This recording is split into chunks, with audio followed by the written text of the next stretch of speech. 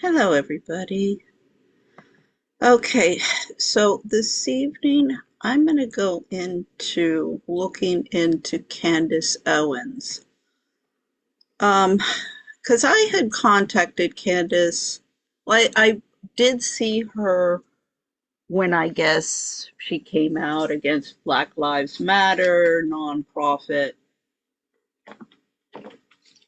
I remember vaguely at the time I looked at it and I was like, oh gosh, young narcissistic, one of these, I mean, they call themselves journalists, social media influencers, the all of these platforms, mainstream media. Then you had all of, I mean, it started really in 2010.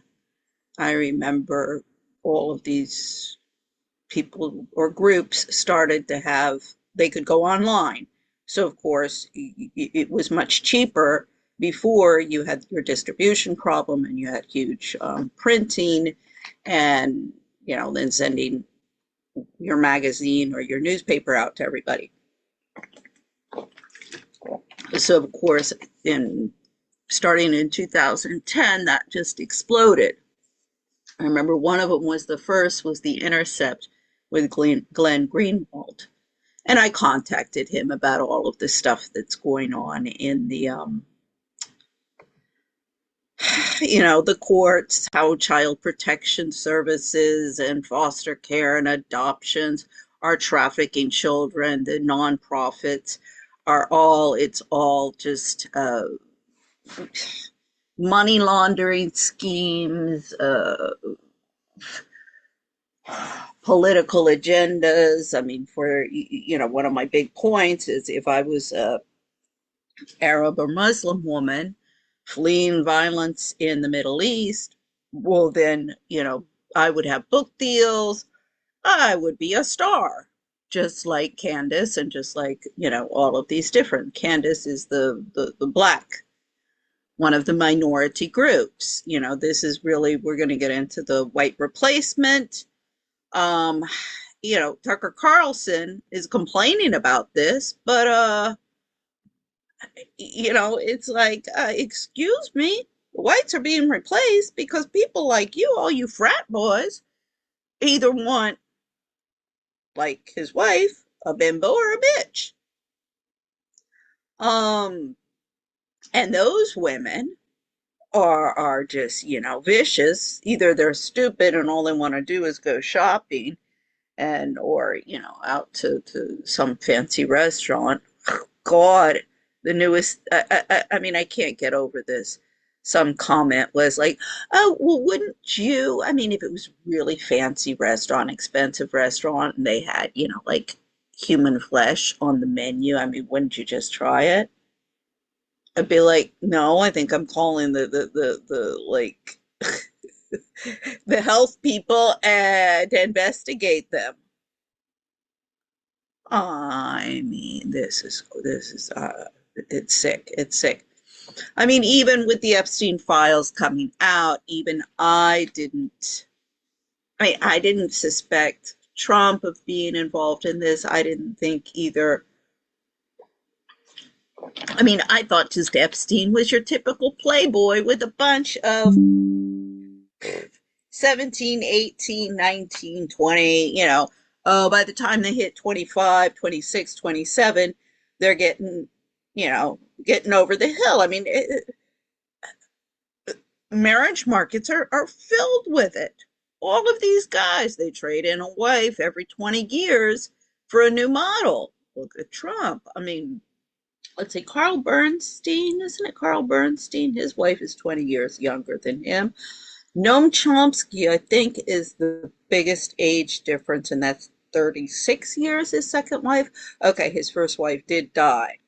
Oh, but then that's another name that's coming up, and that's Tucson, Arizona. I've always been saying, excuse me, I've sent several emails to Noam Chomsky about, he's a linguist, supposedly, uh, about how the rhetoric of women is influencing their ideologies, is influencing society. and he's a Marxist, and how in our problem is not Marxism or communism versus capitalism, it's managerialism. And, oh, I'll check into it. I'll check into it. Yeah. I mean, I'm on a list. I'm on a, I've been blacklisted for a long, long, long time. But see, it's precisely, I'm from the white privilege of Tucson, Arizona. I mean, this is the crack up. When I lived there, it was just filled with excuse me, white right wing Republicans, like my mother. She was even the president of the Women's Republican Club of Tucson. Um, and look, they're all in bed together. It's the same, they don't like me for the same reason, the right and the left. Uh, So and Arizona, Tucson and Phoenix, the upper crust of and ruling elite of Arizona, this is serious shit. I mean, we're seeing like with Andy Biggs and the Mormon, there's some groups there with the TPUSA, Erica Kirk, her mother, her father, the military industrial complex. Now, my understanding is the CIA and military are kind of separate factions, and we've got some, within all of these, and of course that's completely normal. It would be this way, that there's different factions and everything within that, but basically, at the end of the day, what they all are united in is maintaining the status quo, which is a military industrial complex controlled by oligarchs. And a lot of it is just, like drug addicts. They sold their soul to the devil a long time ago. They drank the Kool-Aid a long time ago, and there's no turning back and there's no waking them up. So they just sit there and bitch and complain. Now, I want to play this because I completely agree with Cher Denise. However, Cher Denise, she's been in Washington for a couple of years now. She's never contacted me. And, Washington was created. If the ladies in Washington, only want to go out and do lunch and go to the country clubs and aren't willing to say enough is enough, then, I mean, this city was created to house the people who worked for the American government and the American people. No, God forbid. Okay. I'm no longer willing to wait on somebody from these intelligence organizations to give me the right to believe what I already know to be true because they decided to hand me the right documents. My problem is that there's no amount of knowledge that we can be given that's going to save. Now, her husband is Secret Service in Washington, D.C. So this is also why she kind of ignores me, the conflict of interest, or, Appreciate us to the point where we bestir ourselves if what we already know hasn't done it yet. Hello, how are you? Welcome to my channel. My name is Cher Denise. Well, on January 30th of 2026, the government decided to hand us, lucky people, 3 million documents from the Epstein files. These are as unhelpful as it is possible for some documents to be. They are an absolute nothing burger because they don't tell us anything in any way that is going to lead us to clarity on who Epstein was as a person or what his activities were. This is 3 million pages of random emails, some before and after his death, people who were emailing him about one thing and another. I mean, some of them are incriminating and strange. What are we talking about, this torture video? What do you mean? Why is everyone always asking about pizza and grape soda for a bunch of adults who could eat whatever they want? Why are they always wanting to eat pizza? So there's a huge amount of documents that make one raise one's eyebrows. But the problem is that many of these are just emails to the FBI about possible tips, questions regarding Epstein. There are full screenplays. I don't know what these screenplays are for. They're not depicting an Epstein lifestyle. They're just screenplays. Why is a screenplay in here? You know, they're just lots of requests, lots of suggestions. What about this? What about that? This is a treasure trove of documents that have to do with Epstein, but it is not like they released to us some kind of investigative study, some sort of intense analysis, some kind of investigation that has been organized for your enjoyment so that you can understand the world that you're living in as seen through this Epstein lens, right? This is not here to help you. And I think what has become enormously clear to me about these Epstein files is that this is a nothing burger. What little we're able to glean is nowhere near as dark and twisted as the reality of life truly is when you get into some of these dark and dirty, dingy places. But I think what is most concerning to me and what frustrates me the most is how much everyone has been frothing at the mouth for the Epstein documents. The Epstein documents tell us about Epstein. Epstein is the tip of the iceberg, my friends. And quite frankly, we've been knowing about how dark the world is and much darker than anything that's ever been related to Epstein. And yet we keep, all of us, just tell us about Epstein. You won't tell us.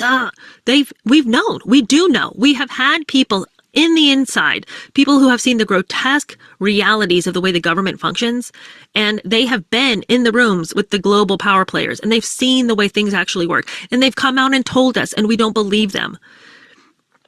If you were to get this manicured version of all of the Epstein files, if somebody were to hand you an actual well-done description of what had happened with Epstein and everybody he was associated with and how big his web is and who was connected and why and when and where, if you were to have been given something that actually made sense, it would not be any darker than the reality that we have already known since 70 or 80 years ago about the... See, the thing is at the beginning, she's like a nothing burger. It's all of this stuff. She has a, it's like, excuse me, madam, you better look at what pizza really actually means. I mean, she has been from the beginning of the Charlie Kirk, I'm going to move on. I'm above that. I'm above that. So she really hasn't been paying attention or anything like that. And that is, typical Washington. But she's correct. It's like, this is just the tip of the iceberg. This is what I've been telling everybody for years and years. And as just any of these, social climbing women in Washington, who come here, whether their husbands be in the military or from the political arena, the lawyers, any of the ruling elite here, and doesn't want to, I don't know. I'm just interested in not living in a nice neighborhood and getting my kids in a nice school, and that's all they care about. But everybody's known about all of this.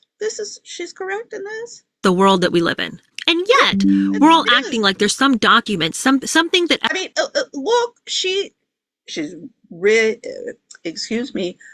covered the book about Ethel Kennedy and how horrible Ethel Kennedy is.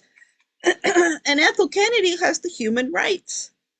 She started the human rights organization about her husband. I mean, come on, where has the Kennedy family been on all of this stuff? Well, out to lunch. Epstein did that's going to be the linchpin that's really going to crumble this elite power structure that we all live under. Friends, there isn't. And what I'm here to say is there's no amount of knowledge that's going to come out of these Epstein files that's going to satisfy people the way they expect to be satisfied. People somehow expect that there's going to be some explosive revelation that's made through Epstein and through the knowledge of Epstein that's really going to finally reorganize and resettle life the way it ought to be. There's not going to be some explosive document that comes out from the Epstein files that suddenly bestirs the nation towards eradicating. No, see, she wants it's a magic wand. She doesn't, and this is how dictators get in, to power, because nobody actually wants to do the work. And there actually are quite a few of the podcasters we'll see who are willing to do the work. These people from the positions of power that they've held for decades. And so my point in today's episode is I want to start at the beginning of what we know about this intelligence agency interference into our world, what that's done, how that's affected real people, real life, the actual structures that have happened within the world. I want to talk about what has been told to us by people on the inside, by people who have been in those rooms of power. I want to talk about the fact that there are so many times crazy, crazy stories have been reported, both in the United States, in Australia, in England, all over the globe. People have reported their stories about what has happened to them. And if we don't want to believe their eyewitness testimony, their lived experience testimony, then why do we think that there's going to be some email from the liar Epstein that's suddenly going to blow the doors off of reality and suddenly you can accept it? We've been knowing what's going on, okay? And where it all starts, not surprisingly, is with the CIA and MK Ultra. Now, this is going to be the trajectory of today's episode. We're going to talk about MK Ultra and what it is, give a brief description of it. Yeah, okay. So, I mean, you can go in, there's... That's another, subject that there's all sorts of information about. But she's right, this has been going on for a long, long time. Everybody knows about it. Nobody wants to do anything about it. What is one of these, what's going to change? You got all of this stuff about the pizzas. And it's not just people ordering pizzas and grape sodas, my dear. There's a whole world. I mean, her parents were missionaries. This is one of the problems of having these ultra conservative households where the children are absolutely protected from everything. Homeschooling, we're just going to isolate our children from the problems of the world. No, I mean, I'm totally against this homeschooling. Anyway, let's see what Tucker Carlson has to say about white replacement. What's happening in the United States is a wholesale change of who lives here. New York City in 1950 was 90% white. Chicago in 1950 was 86% white. Philadelphia, over 80%. Los Angeles, 94% white. Detroit, Michigan, 84% white. Baltimore, 76% white. That was 1950. Here are the numbers today. Baltimore, 27% white. Detroit, about 10% white. Los Angeles, about 37% white now. Philadelphia, 36%. Chicago, less than 30%. And New York City is now around 30% white. The Great Replacement is not only real, it's the realest thing there is. What's happening in the United States is a... Yeah. So, there was, let's see, whatever. And this one, the invasion.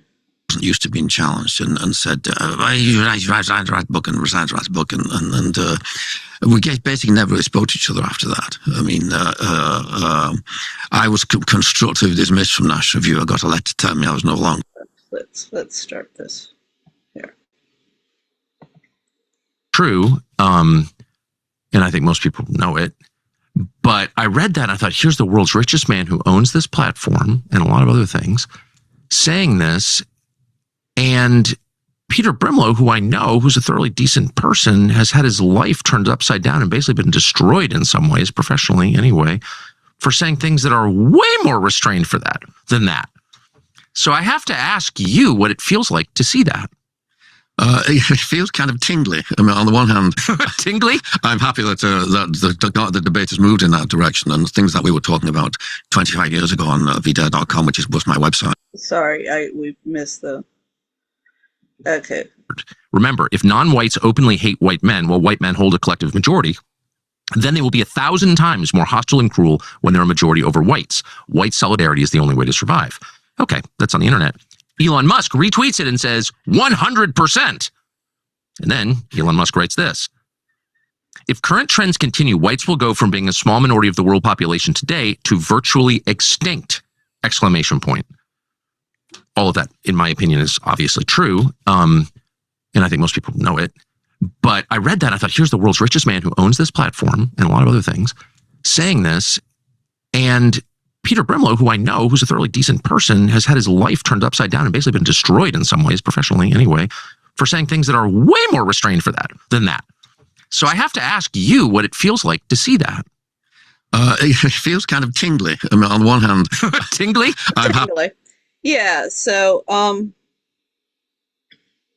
So I'm not going to play the whole thing, but this, you can go in and look at it because there's a lot of stuff to get through.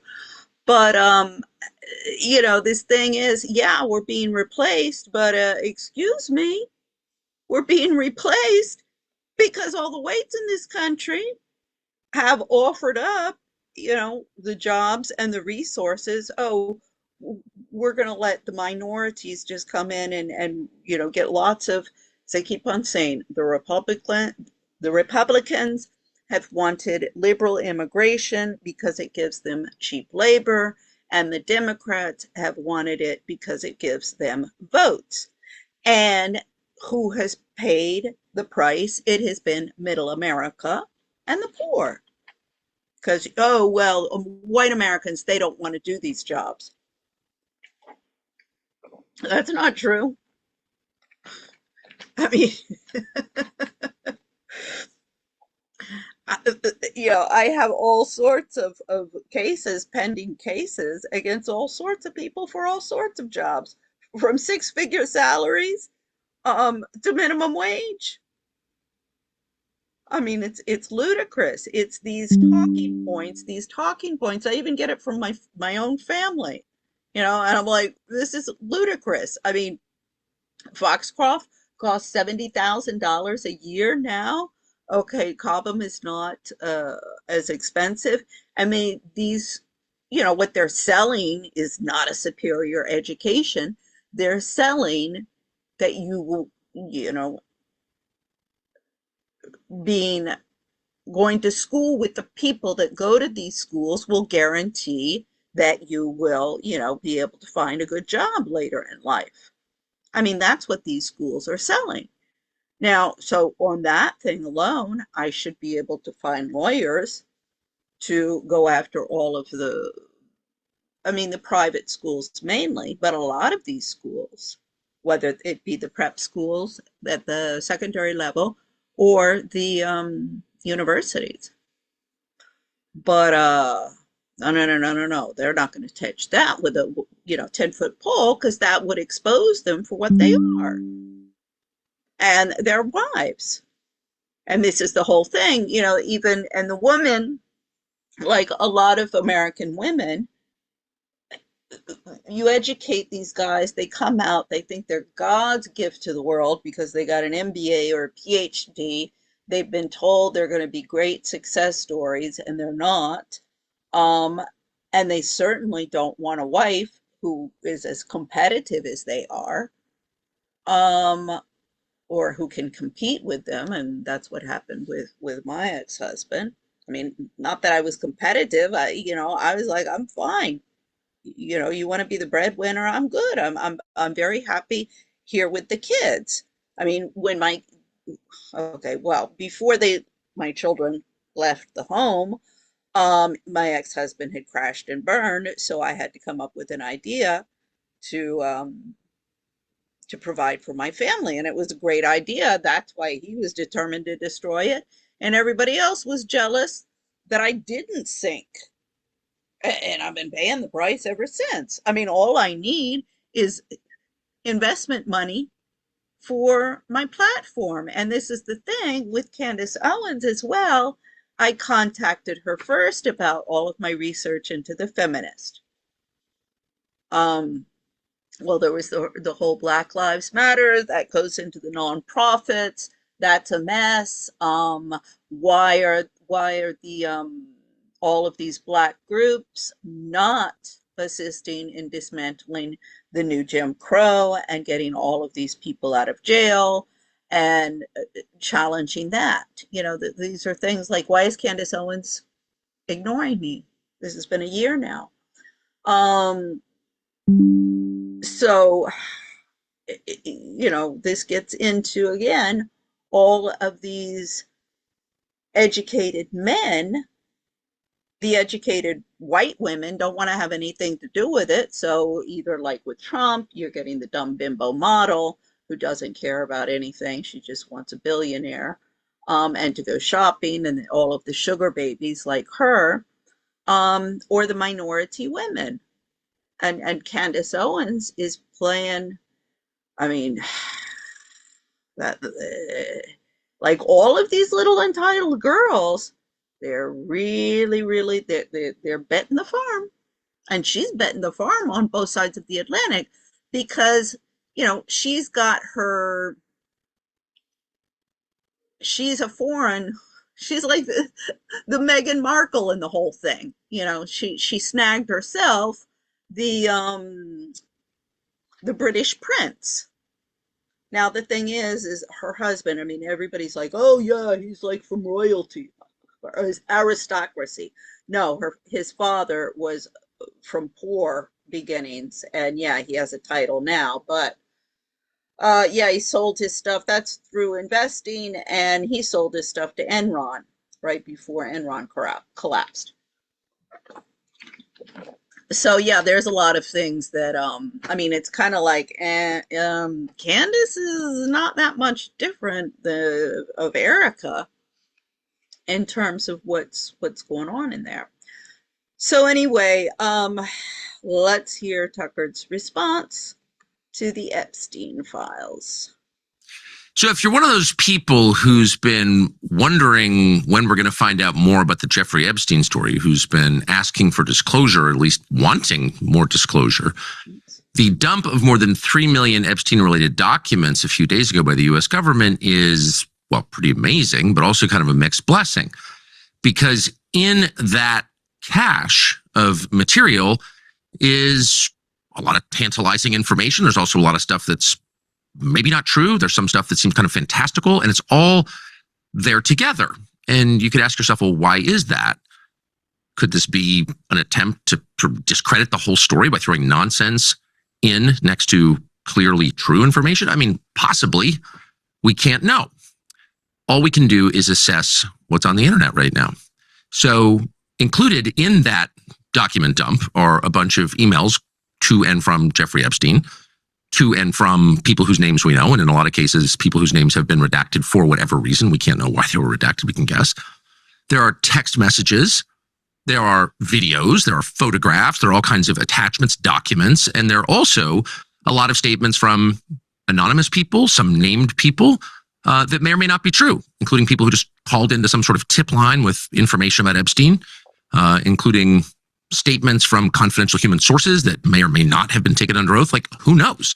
There's just a lot of stuff there. And some of it seems kind of ridiculous. Maybe it is, maybe it isn't. Some of it seems worth following up on. So how do we assess it? Well, that's going to take an awfully long time. Most people don't have the time. So we thought it would be interesting just to start with a very narrow slice of the material. And that's the emails and texts that we can be pretty sure were sent from or to Jeffrey Epstein that pertain to the question of food, specifically pizza. And that caught our attention immediately. Pizza, people talking about pizza, adults talking about pizza and pizza parties. Now, why that catch our attention? Of course, because it evoked memories of this semi-forgotten story from about 10 years ago known as Pizzagate. That was a wild conspiracy theory thought up by like the QAnon retards on the internet, the conspiracy theory about Pizzagate. It sounded so absurd.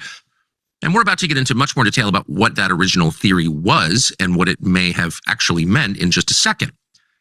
But it all began, as you may or may not remember, with another trove of information that hit the internet 10 years ago, WikiLeaks to be specific, released in 2016, a bunch of emails from John Podesta, of course, former high official in the Clinton and Obama White Houses, to and from a bunch of people that mentioned the word pizza or pizza parties in ways that seemed totally inorganic, just weird. In fact, in ways that suggested the term pizza was a code word for something else, something dark. And people on the internet speculated at great length that pizza was actually a synonym for children or sex with children. Ugh. And this was immediately dismissed, of course. And turns out there was probably a lot more there than a lot of us perceived at the time. And again, we're going to get into that in just a minute with Ian Carroll, who's taken a very close look at this. But back to the most recent document dump. There were a lot of references to pizza, like a lot. By some counts, almost 1,000 in these documents. Some of them probably were just to pizza. You don't want to read too much into anything because you start imagining that you see things that aren't actually there. But if you read, I don't know, exchanges like this, let's read one, see what you think. And we're quoting. This is an email to Jeffrey Epstein, we're told by DOJ, on April 6, 2018. Quote, "This is better than a Chinese cookie. Let's go for pizza and grape soda again. No one can understand." Maybe there are a lot of fit adults like Jeffrey Epstein, who was pretty fit for a middle-aged man in 2018, who are regularly eating pizza and grape soda. Or maybe they're talking about something else. Maybe this is code. So it's worth considering anyway, right? But it was this exchange that made us think, whoa, wait a second. Maybe the long debunked conspiracy theory about Pizzagate wasn't actually debunked, and maybe someone should take a closer look at this, given Epstein's documented history of sexual abuse of young people. So here's just one exchange. This is the one that stopped us in our tracks and made us think, oh, wow, we should know more. This is an exchange, according to these documents. We're not alleging anything, but this is what's on the internet from the DOJ. This is on the DOJ website. This is an exchange between, and apparently a text exchange between Jeffrey Epstein and, we think, a urologist, a physician who was treating him apparently for erectile dysfunction in the spring of 2018. And that physician's name is Harry Fish. Again, we're not alleging anything. We're just going to read what's in this. Okay. So this is the doctor texting Jeffrey Epstein, and I'm quoting, and they're going back and forth on stuff. And he says, I'm back. Can call you in Stendra 100 at Zitmer. Now, Stendra is apparently an erectile dysfunction drug like Viagra, and he's prescribing it to Jeffrey Epstein, who apparently needs it. And Epstein writes, how many? And the doctor writes back, 10. They didn't have your call yet? You have refills available. Call them back. Thanks. They wanted you to call, Epstein says apparently to his urologist about the erectile dysfunction drugs. The doctor writes back, I just did. You can pick them up now. And here's the line that inspired the segment you're about to watch. After you use them, after you use the erectile dysfunction drugs, after you take Viagra or its equivalent, we're quoting, wash your hands and let's go get pizza and grape soda. Call me. So to all the people who dismissed out of hand this conspiracy theory about Pizzagate, oh, it had nothing to do with sex or kids or anything illicit at all. It wasn't a code word. They were eating pizza. Here you have, apparently, Jeffrey Epstein's urologist telling him that after you take your erectile dysfunction drug, after you become sexually potent again, wash your hands and join me for pizza and grape soda. Okay, now. You don't have to be a total wacko to see the connection between a pizza and grape soda and what sounds like some kind of illicit sex act, again, committed by a guy with a documented history of illicit sex acts with young people. So the obvious question is, what is this? The second obvious question is, has anyone in federal law enforcement talked to the surviving member of this text exchange, which would be Now, this is important that Tucker Carlson is coming out saying this, because a lot of people say a lot of things. Tucker Carlson has been so conservative for so long. And I mean, this is also why I've supported Bobby Kennedy. And this is also with Prince Andrew. And we'll get into the photo that's come up against Prince Andrew.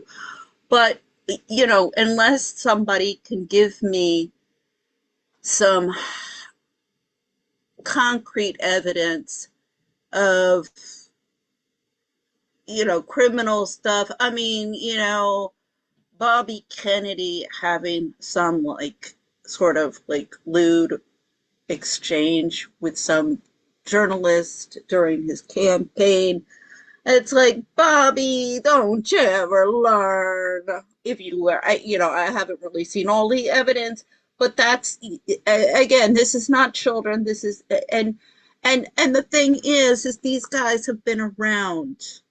It's the same with me. I grew up with these people. I know where all the skeletons are hidden.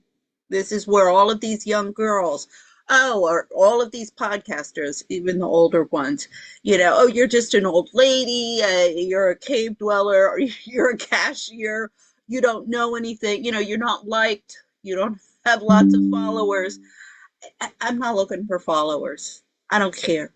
I don't care.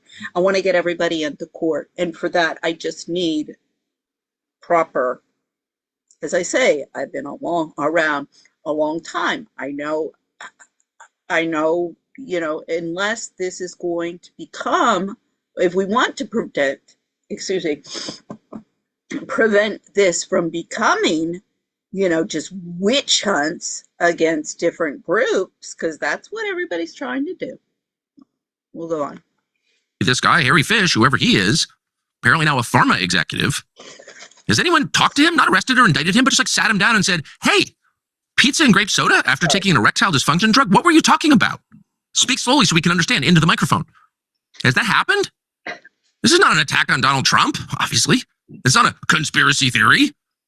It's not an attempt to crush the Republican Party or influence the 2028 primary. It's like a question that any American should be allowed to ask, which is, are federal law enforcement officials doing their best to stop the sexual abuse of young people? And that's kind of a baseline requirement, you would say, in a civilized country, that federal law enforcement make a good faith effort to stop people from molesting kids. And maybe this isn't evidence of child molestation, but if it's not, what is it?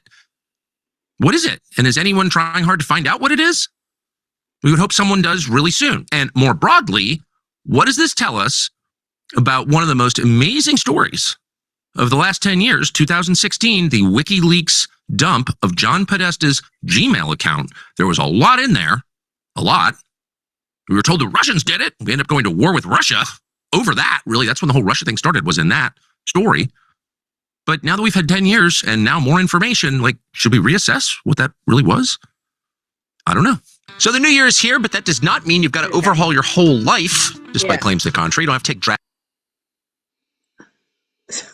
Oh, yeah. Description, or you can scan the QR code to claim this outstanding offer. Ian Carroll has been thinking a lot about. No, this was too funny. I do have to tell Tucker Carlson and send him a little email. I hope he'll listen, because I was like, wait a second, Tucker, you're just talking about pizza and stuff? I don't think this is like good PR. Yeah, we recommend an upgrade with masa chips. Masa is the easiest way to eat clean without feeling like you're on a diet. The chips contain 3 ingredients. That's it. Organic corn, sea salt, 100% grass-fed beef tallow, and that is it. No seed oils, no mystery chemicals, just food, actual food. And they're amazing, and you feel great after. You don't feel weighed down. I particularly enjoyed the cobanero flavor lately, but they're all great. You want to give them a try? Visit masachips.com, M-A-S-A, chips.com/Tucker. Use the code Tucker for 25% off your first order, or you can click the link. Let me just say, I think that's the producer's fault. I don't think, but I was just like, Tucker, I hope you'll listen to my email on that one, and you might want to change your publicity there, because after the whole pizza stuff, that it's just it's not good ops to have some food in there. If you don't understand that, I can't explain it. I'm sorry. There's so much here, and everybody who's even paying a little bit of attention is getting text after text or pulling up X and seeing all this wild stuff. And, I want to be as responsible as I can and just be very honest. Like, I have no idea what a lot of this stuff is.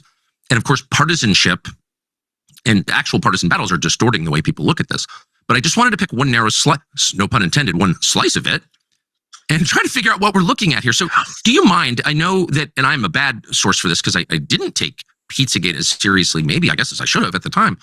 Would you mind just giving a recap, a basic recap of what this Pizzagate? But see, also, this is, he would have taken Pizzagate seriously if the Republicans, the McCains, and this goes through my mother, and the Republicans in Arizona, or the Democrats through the senator that I work for, Bennett Johnston. He said his name came up in the Epstein files of sending cocaine to Clinton. I'm like, is that all you got in Bennett? Yeah. Well, anyway, yeah, I don't know. I don't see Bennett involved in any kind of sex trafficking of children or any of that stuff. Cocaine. I mean, my God. They used to say in the 80s, Capitol Hill was the only place it snowed in August. But anyway, yeah. But, if all of the people that I knew, if the Foxcroft girls, all of the robber baron heiresses hadn't canceled me, if I hadn't been canceled by all of the upper crust for exposing the unpleasantness of, oh my Lord, our sons are becoming violent. We don't want anybody to know about, what our sons might be doing. I mean, that's the whole crux of the problem with my mother. And I mean, when her friend in London, that's her, my brother went to the same school as King Charles, and her sons went to this school. And, she said, oh, this has been going on for so long, there's nothing we can do. We know a lot about Lord Mountbatten. I mean, I'm supposed to come back to Washington, after I lose my meal ticket husband, from their perspective, if you will, and just find a new meal ticket husband. And I'm like, going and knocking at all of the nonprofits, the human rights, the women's rights, going, oh, this is crazy. I mean, I expect this from, the Nancy Reagan Republicans. I get that. Or the CZ Guest Republicans, the New York upper crust Republicans, who cloak themselves as some of them, I'm sure, like Trump, he was always a Democrat. I mean, Cornelia, in her book, she said, Republican, of course, you're only going to be Republican. So that kind of changed in the 60s, up until the 50s, 60s. I guess that would change when Rockefeller left. But anyway, I digress. But so, I know the political class all over the place, and the ruling class of Tucson, a little bit of Phoenix, but Tucson mainly, and all of the New Orleans area, because everybody's left New Orleans, is across the lake now.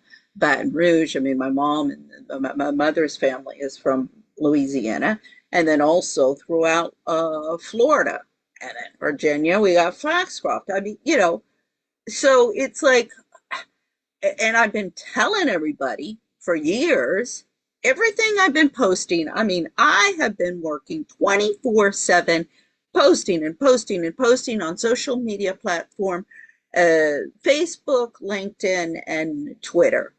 I mean, I started Instagram, and I've been telling everybody, look, you guys cannot tell me that you don't know.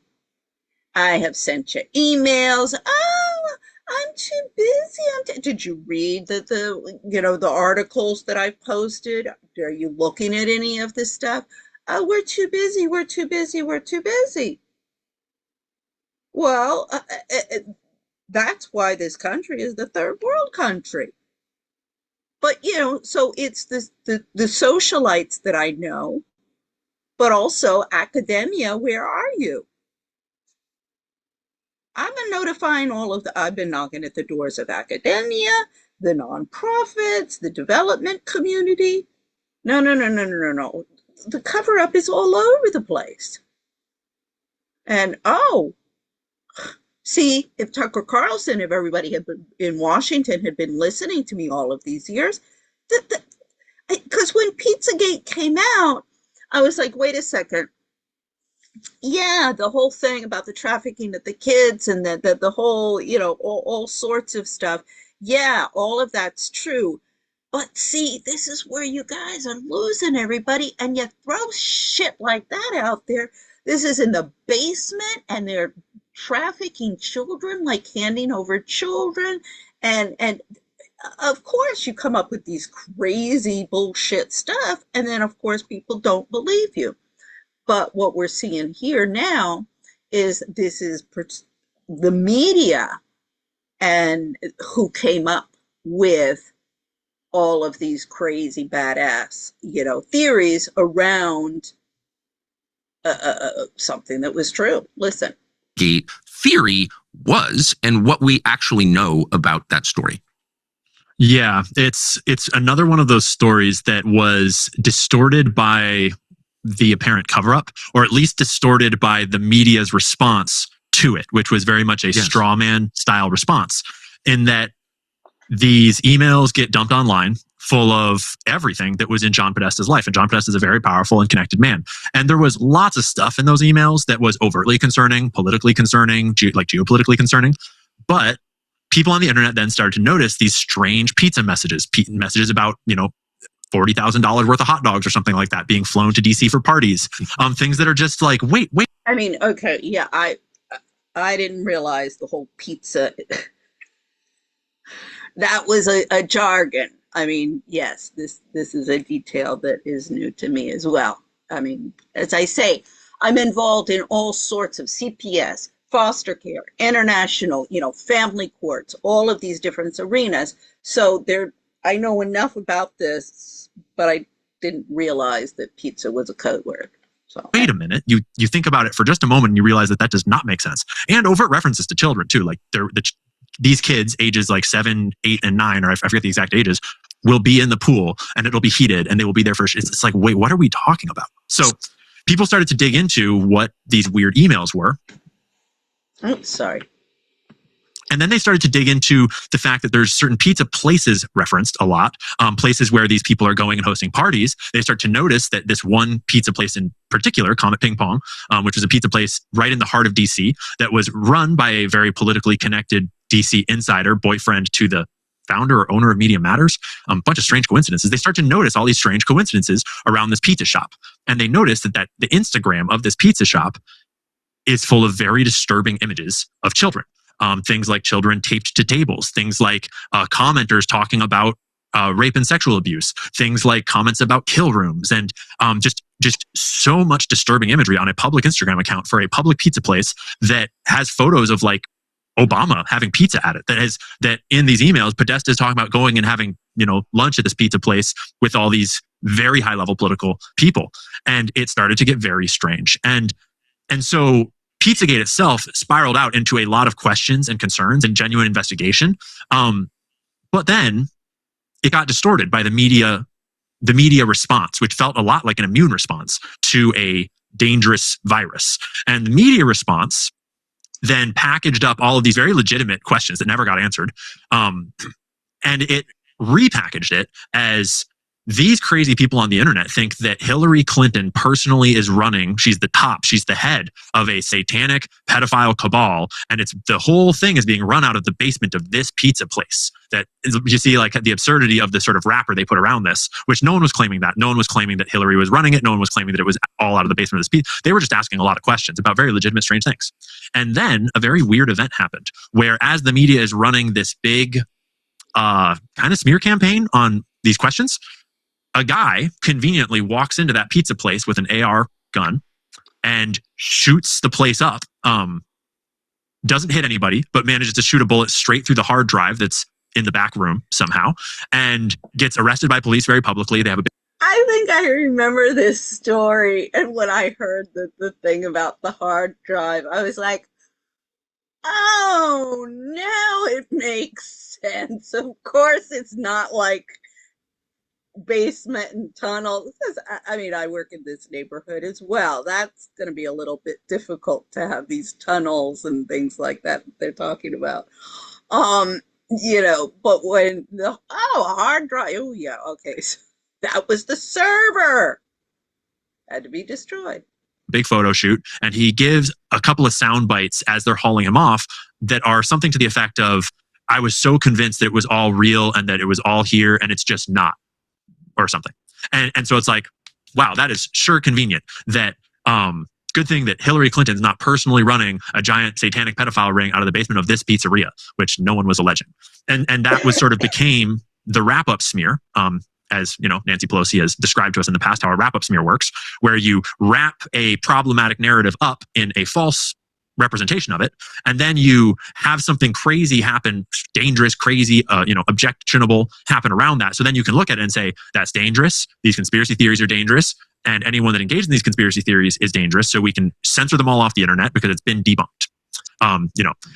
Don't pay attention to the fact. And to boot, putting it that way and everything, and to add, they also destroyed the server and any kind of evidence. Fact that the guy that owns the pizza place that has the images of children on their Instagram is the boyfriend of the guy that runs Media Matters, who is one of the primary debunkers of these things. So those are the sorts of weird things that happened around the breaking of Pizzagate, and no one ever got any answers. No one in government ever took it seriously. And all those emails are still out there floating. They're harder to find these days, but they're still out there.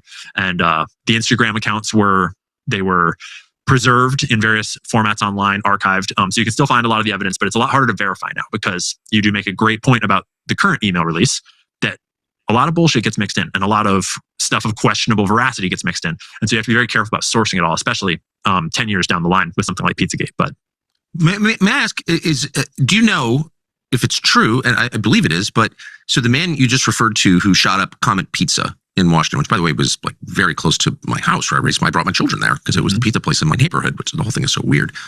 One of the reasons I didn't take it seriously, I was like, oh yeah, that's right. That's on Connecticut Avenue. It's right. Yeah. So close to it. But the guy who shot it up, who seemed a little bit off, right, was just shot to death last month, right before these emails were released, by police in North Carolina, who pulled him over apparently on suspicion that he was a fugitive of some kind. I don't think that he was. They said he reached for a gun and 2 cops killed him. That same guy was killed right before the document release. Is that true? I heard the same reporting. Obviously, at this point, I don't really know what's true. The whole world feels a little bit like the Matrix, but yes, I read the same reporting. And the nuance was not lost on me. But I don't know about you or anyone else, but I was in no way expecting to find pizza references in the Epstein files. Even though I had dug deeply into the Pizzagate stuff, and even though we know that Jeffrey Epstein is a human trafficker that is, trafficking in the same things that Pizzagate would allege gets pizza references, it just never occurred. I wasn't expecting any pizza references. So I'm the same way. I wasn't expecting the connection there.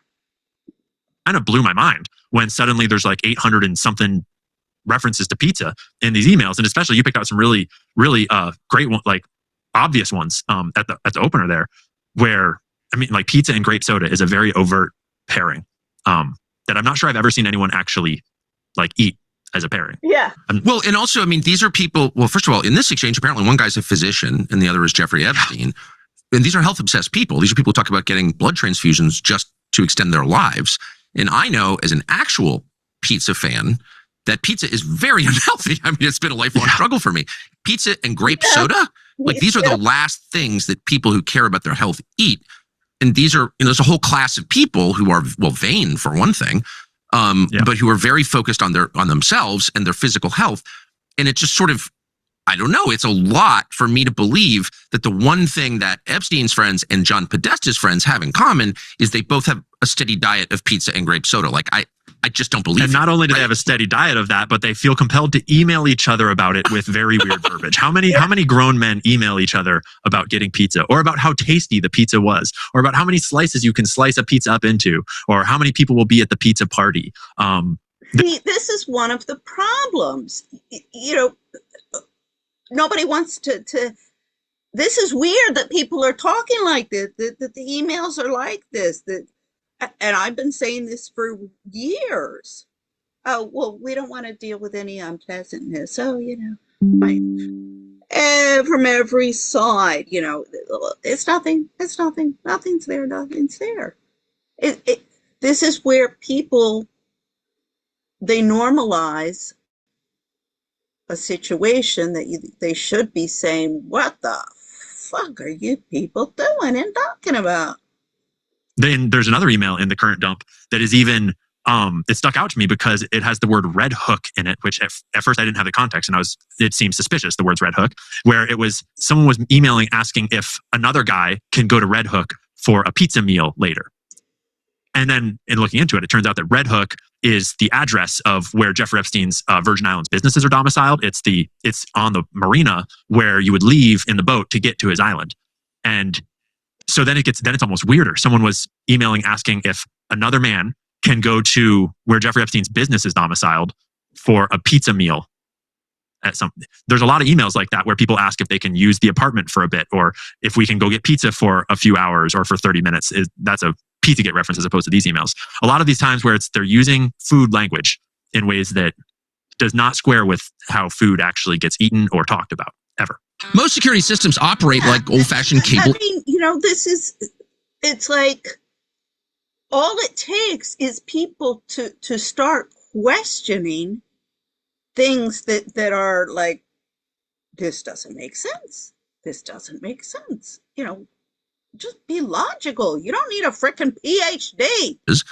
Are still alive. Some of them are prominent people still, including apparently the doctor in this exchange. Do you know if anyone has just been asked in a straightforward way, what was this?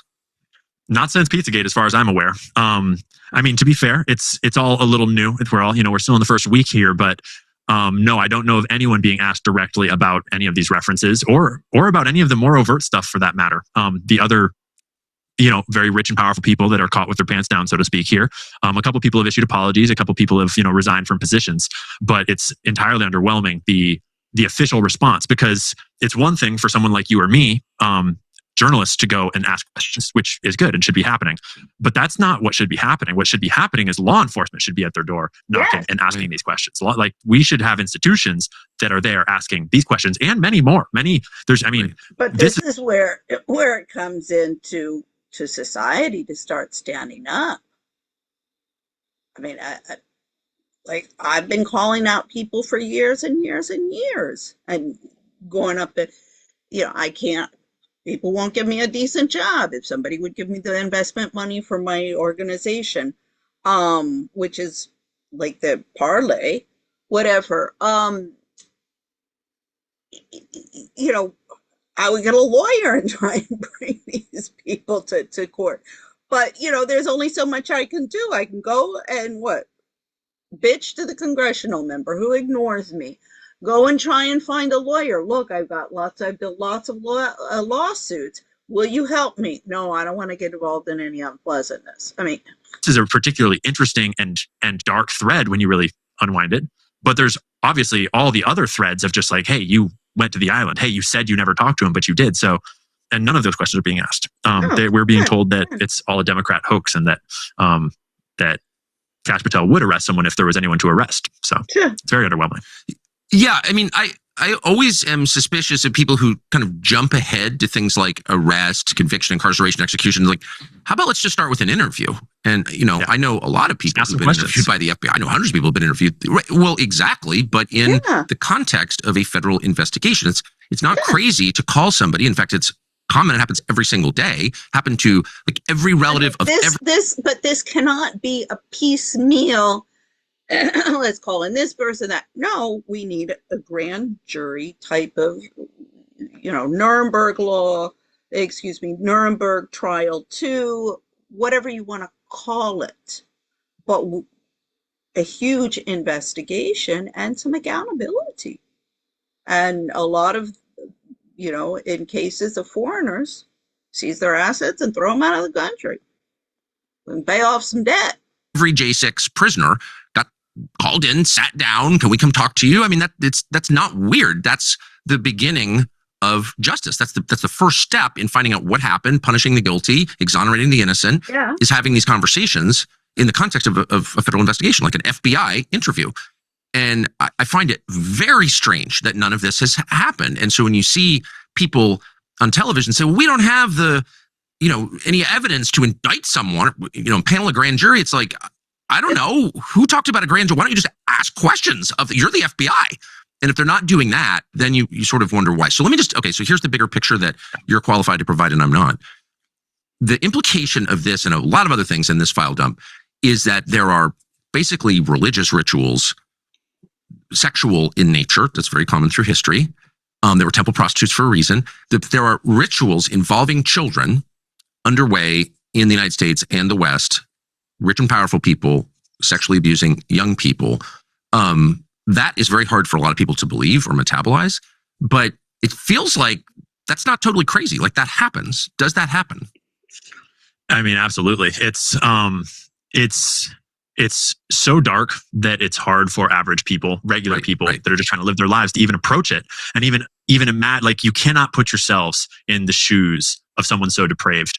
And honestly, like, regular Americans can't even put themselves in the shoes of a millionaire, let alone a billionaire, because they're just trying to pay their bills and they can't, because the billionaires are, doing these billionaires at least are doing certain things that are messing everything up. But so it's so far removed from our regular experience that it's hard to understand and believe, but it is I mean, there's been good evidence of elements of that in various kind of fringe investigations for a long time. And I don't say fringe to mean they're unreliable. I mean fringe to say that they just never get traction with the mainstream media for whatever reason. Like me. And I mean, most of my investigation is research that have been done by one of the first things that I read, it was the Leadership Council, and they had it was a report that just was basically a synopsis of links and links and links of other reports. I mean, I have done some of my own original, but it's trying to get people to work together, but then get this into mainstream media. I keep on saying I've been on the committee, the outreach committee to the media for over 10 years. Unfortunately, I am the committee because we got together, these meetings, and, everybody comes to Washington. They use money to pay for hotels and stuff that they don't have. And then they leave. And nobody wants to work together when it comes to, we got to send out emails now, and then we got to get phone calls. You got to call the congressional members. You got to go after these people. Nobody wants to get involved. So, I'm glad that he says, in terms of French, that they haven't done their research. It's just that the media won't listen to us. Because there are people who have been dragged through these systems who are, and have no interest in becoming podcasters. But they have research that needs to be looked into and cases. We have all sorts of victims. Right. But it's right there in these emails and in these files. And it's not entirely clear what all of it means, but there's very overt references, there's covert references, and there's just mounting, because people are still digging through them. These are millions of files and no effective way to sort through them the way that the DOJ put them out. And so the evidence is mounting more and more that we have everything in these files from people that were turning a blind eye, which is also reprehensible, people that were adjacent and complicit, people that were directly complicit, people that were straight up evil and disgusting, and then people that venture into the demonic or the truly depraved. And it's all there. And people that have been following this story have known for a long time that unfortunately that is that's always been a part of it, and we've had evidence that that's a part of it for a long time. And that's true of most all human trafficking networks. The people that are doing human trafficking by their nature are some of the most depraved people on this planet, and it's an enormous industry, and it's not getting any smaller. And it's tragic that it takes something so overt as this massive blackmail ring apparently blowing up in the middle of the United States government and across the entire world, and then trailing out in a 10-year long cover up, almost 7-year long cover up, for people to even confront that this is happening. But it's definitely happening. In terms of the trafficking and stuff, I saw this. I worked in a school for abandoned girls in Colombia. I was aware of the issues there.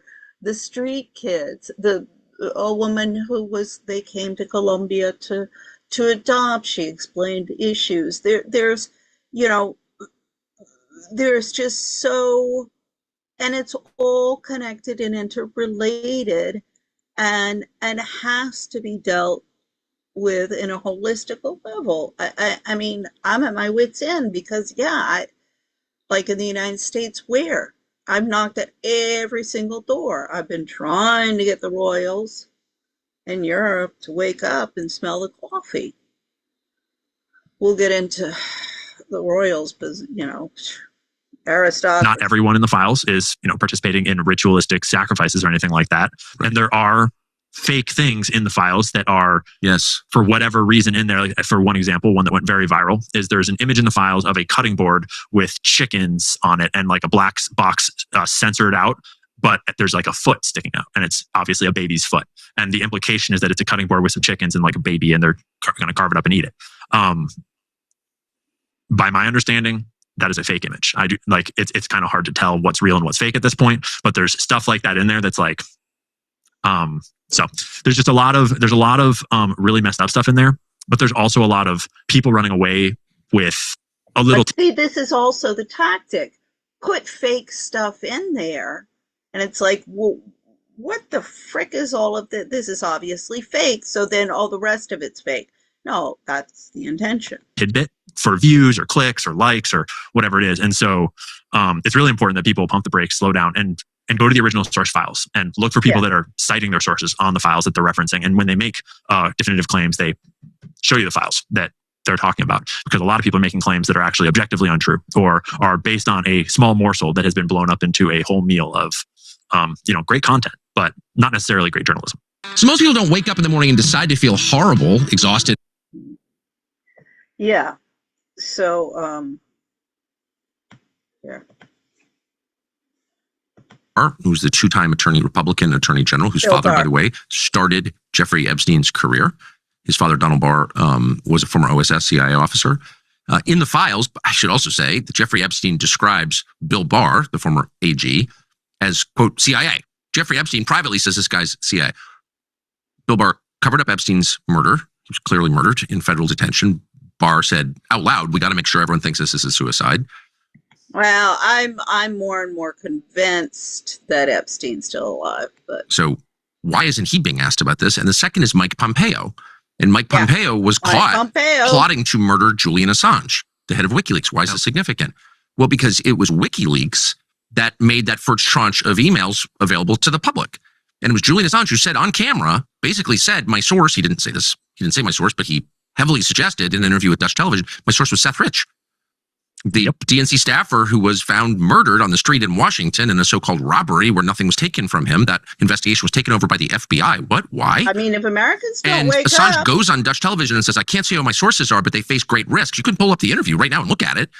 And then he points to Seth Rich. And the interviewer's like, wait, are you saying Seth Rich was murdered for this? And Assange is like, look, I can't tell you who my sources are, but my sources take great risks. Seth Rich just got murdered. I mean, that couldn't be clearer, right? It was right after that Julian Assange was incarcerated, first in an embassy in London and then in Belmarsh prison, never charged with a crime. And that was pushed by CIA and Mike Pompeo. And it's like, wait a second, shouldn't someone ask Mike Pompeo? Like, what is this? What is this? These are real allegations, they're credible allegations. And rather than follow up, you're punishing the guy who brought them to light. Tell us how that works, Mike Pompeo. Mike Pompeo's like wandering free. And no one asks him about this. Like, what is going on, Ian Carroll? He's just wonderful. Every time I talk about this story, every aspect of the story, from Pizzagate to Epstein, everything in between, I always have to try not to get angry, because it's when you think about, especially for me, the cover up, it makes me so furious how regular Americans are going to jail over like smoking a joint, or going to jail over like paying taxes that are getting sent overseas anyways, or going to jail over a parking ticket they can't afford, whatever it is, this madness in this country where we are lawfared to death. But these obvious criminals and these people that we at least have obvious questions for are just walking free. And you bring up two really great points that, I mean, in both cases, I think it's obvious that those actions are being taken on behalf of whatever criminal organizations or happenings are being exposed, for example, in those email dumps that Seth Rich probably leaked. Because it wasn't just Pizzagate stuff. It was also all sorts of Benghazi stuff, all sorts of Hillary Clinton stuff, all sorts of other really serious stuff that also was never asked of the appropriate parties. But I mean, when you start talking about who's still walking free that we should be asking questions of, and we're looking at the Epstein investigation, that list immediately grows to like 100 miles long. And we got in one of the document drops that happened a couple weeks ago, and then we re-corroborated it multiple times since then. We got a list of 10 co-conspirators that they have had for years from one of their old investigations that just never happened, because they were, Kash Patel's been telling us there are no co-conspirators, there is no organization. It was just him alone. But we've got a document saying that they had 10 co-conspirators, one of whom was Leslie Wexner. They're named. And that the list is long. Like, there's pilots. We know their names. Larry Visosky. There's 3 different pilots. There's a bunch of other madams like Elaine Maxwell, but, assistants that were helping to recruit girls. There's a bunch of other people that were trafficking models and bringing models. This was the thing with Virginia Giuffre. Virginia Giuffre was doing the same stuff as Ghislaine Maxwell. I mean, that whole thing, I'm amazed. Gloria Allred, Lisa Bloom, David Boies, Alan Dershowitz, and a handful of scumbag lawyers, Michael Cohen, in New York, well, New York and California, and DC, but these guys, they can wreak havoc. They can, $1 billion, the whole thing, the Me Too with the Virginia Giuffre, that was just $1 billion extortion plan. I mean, even have victims complaining, oh, we couldn't get any money, and you have to sign an NDA that you won't go after anybody else. Why? Because of shit like this.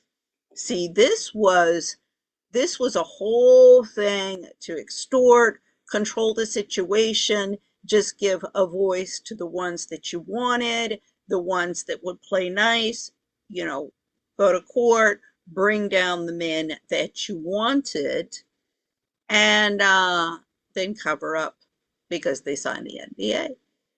In and out. It's just, it's all. There's just this long, there's an enormously long list of people in various roles all around Epstein that we know full well were, at the very least, deeply suspiciously involved, where they should be asked some very serious questions. I mean, right up to Ehud Barak, who, by my accounting, looks like the handler of Epstein.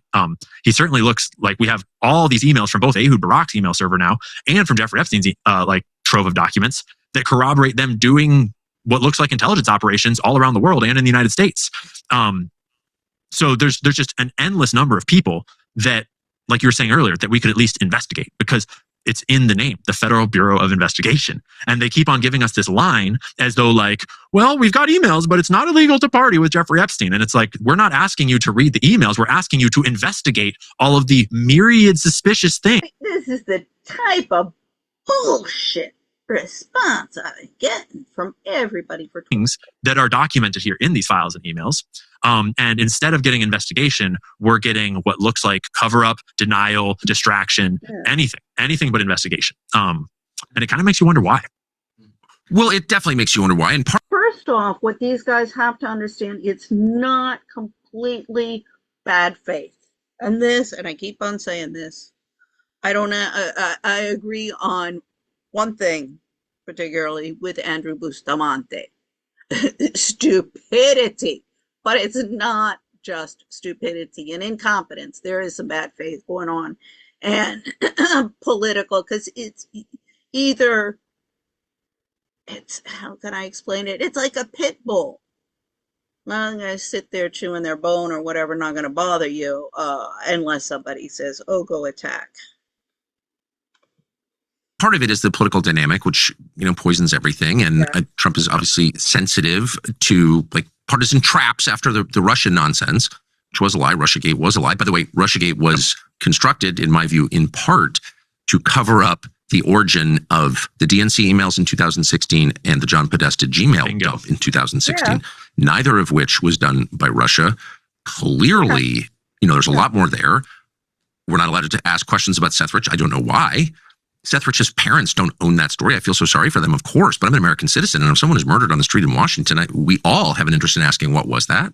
That's not an attack on his memory. It's a demand for justice in the name of every single American, not just his family. Don't get to shut it down, sorry. Et cetera, et cetera, et cetera. All of this gets to the foundation of our system, which is justice. Is every citizen treated the same under the law or not? And if not, then we need to fix that. So, and I know that Trump is really worried this is a trap laid for him. I'm sure it is.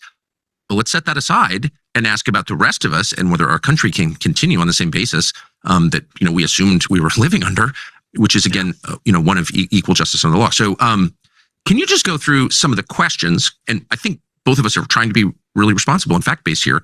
Clearly, there's nonsense in this document dump. Don't want to get trapped by it. Don't want to fall for it. Okay, but on the basis of things that we can say with some certainty are true or seem to be true, what are the questions that you, having gone through this for several days now, think that we should be asking, following up on? Well, there's questions for a lot of different people, and some of them are more serious and some of them are maybe less serious. One of the biggest ones in many ways is, how did we let Bill Gates be in charge of the medical decisions of our entire nation when apparently he was trying to slip antibiotics to his wife secretly because he transferred sexually transmitted diseases from hookers on Jeffrey Epstein's islands to her? That is insane. And when you look back at the crime against humanity that COVID was, and you realize who Bill Gates is, And who So I think everybody now knows the big secret that Melinda Gates had on her husband. So it's no longer a secret, Melinda. who he's exposed to You can't hold it over. be in these emails, that's atrocious. But that's less of a question we need to ask, No, but and that more is of a person we need to just forget about forever, right? Well, first of all, I just bless you for saying that, and you put it so well. This is Or Melinda, is it worse than that? the guy who was making health decisions for the entire world, and apparently from these emails, he's trying to slip a drug into his wife's drink because he infected her with a venereal disease from a Russian hooker. So yeah, I mean that's just amazing. Thank you for saying that. It's amazing. Yeah, that's apparently our health professionals, our pandemic response. But I think that everyone that's in the files has a certain amount of answering to do. For example, Elon Musk, and to Elon's credit, at least he's out on Twitter,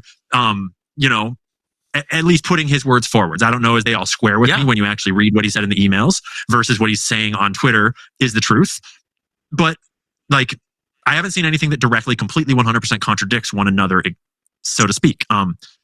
So there's reconciliations of, because that, for people that don't have the context, there's a bunch of emails of Elon Musk trying to sort of organize going to see all of these rich people. Everybody keeps on saying, "Oh, but he's rich, but he's rich, but he's rich." So he's like, their word is God because they're rich. I'm like, this justification of like you should believe them because they're rich. I've never understood that. I'm like, what does that have to do with whether they're telling the truth or not? Party with Jeffrey Epstein, and explicitly saying, no, I want to go to a wild party. I'm not trying to have a relaxing vacation. I'm really stressed. I want a wild party. No big deal if it's a bunch of young girls. But also, it doesn't appear that they ever actually managed to make that connection happen for a party. They kept missing each other. He did have lots of meetings with them. So there's those sorts of reconciliations that need to happen. And then there's the overt lies, like Peter Thiel's connections to Jeffrey Epstein that have repeatedly been a moving goalpost of, I kind of knew him and I was kind of introduced to him, to like, actually, you've got a whole bunch of emails with him. Actually, he funded your venture capital firm with hundreds of thousands of dollars. Actually, clearly, this relationship was much more extensive than you displayed at first. The same is true of Howard Lutnick.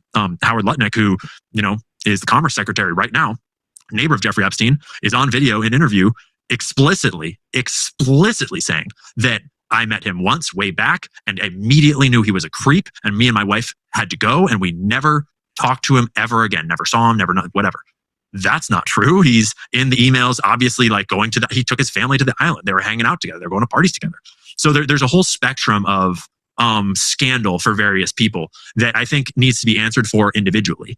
And then there's sort of the collective government answering that needs to be done for the current administration and all of the various, because, let's be clear, the partisanship, it is so past time for partisanship right now. This is an American issue. It's not a left or right issue. It's not just a Trump issue. It's not just a Bill Clinton issue. It's an everyone issue. It's a corruption issue. And if there's anything that should bring Americans together, it is harm to our children, and it is subversion of our nation using the harm of those children. And there's a bunch of people in Trump's circle and around him that are very much implicated in these files. There's obviously a bunch of Democrats that are super implicated in these files. Everyone all around Clinton himself, insanely implicated. So it's not about which side is which. It's, to me, the question there is, it's about our government institutions answering to how have you let this corruption seep in and rot this out at its core.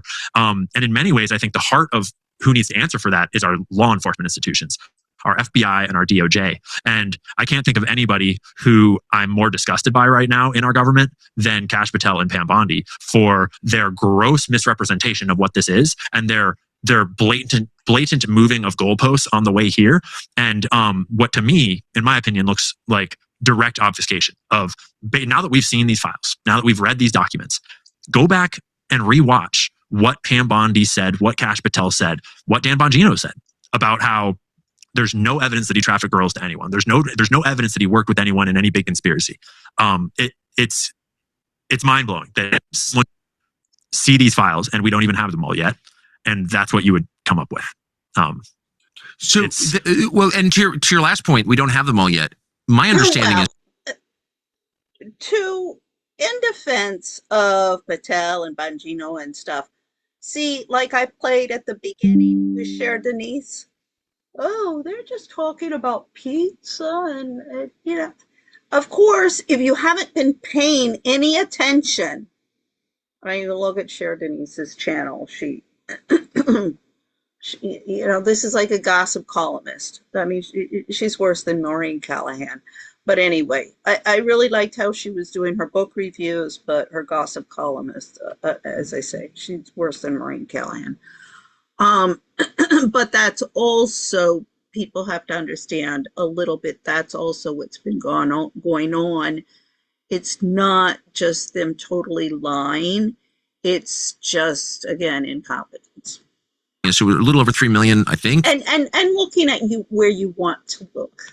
Documents, however that's measured. They're not documents, they're just whatever. But that there are 1 million or more than 1 million more. This is like one tranche in a series. So it's a little unclear. We were told that they had over 6 million. And so now that we have 3 point something million, speculatively there's several more million to go. But we don't really know, as far as I'm aware, exactly what they have. And one thing that I think we're at a time where it's important to remind the American people, because a lot of people actually didn't follow the story for a long time. A lot of people didn't read the literature that's been written on the case in the past. And a lot of people don't realize that it came out in the Ghislaine Maxwell trial, sworn FBI testimony, like the testimony of FBI agents. It came out that when Whitney Webb, her book, tons of proof. I mean, she's been following the money for a long time. She's been ignoring me. I mean, if everybody would work together, then they wouldn't be able to ignore us. They first raided Jeffrey Epstein's home, and they found all those binders with all of those CDs in them that we now have photos of like CSAM did not scan, CSAM did not scan. We've got all the binder photos with all the different little photos in it. They at first found those binders and all those CDs and all those drives, and they photographed them all and did not take them with them because it was not within the scope of their warrant. They left all of that material there with Jeffrey Epstein's staff at his place. And then they later asked them to send it to them, and it was sent to the FBI by Jeffrey Epstein's people. And they had no way to corroborate if any of it was untampered with, basically. Yeah. They didn't even raid several of his properties. And some of the properties that they did raid, they basically had advance warning. Namely the island.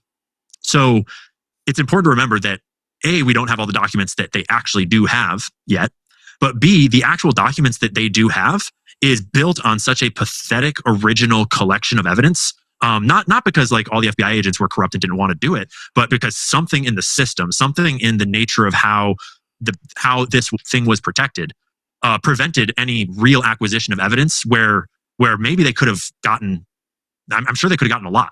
But you're not going to get a whole lot when you raid the pedophile's mansion and say, hey, would you send me all your hard drives in a week? I would love to take a look at them, right?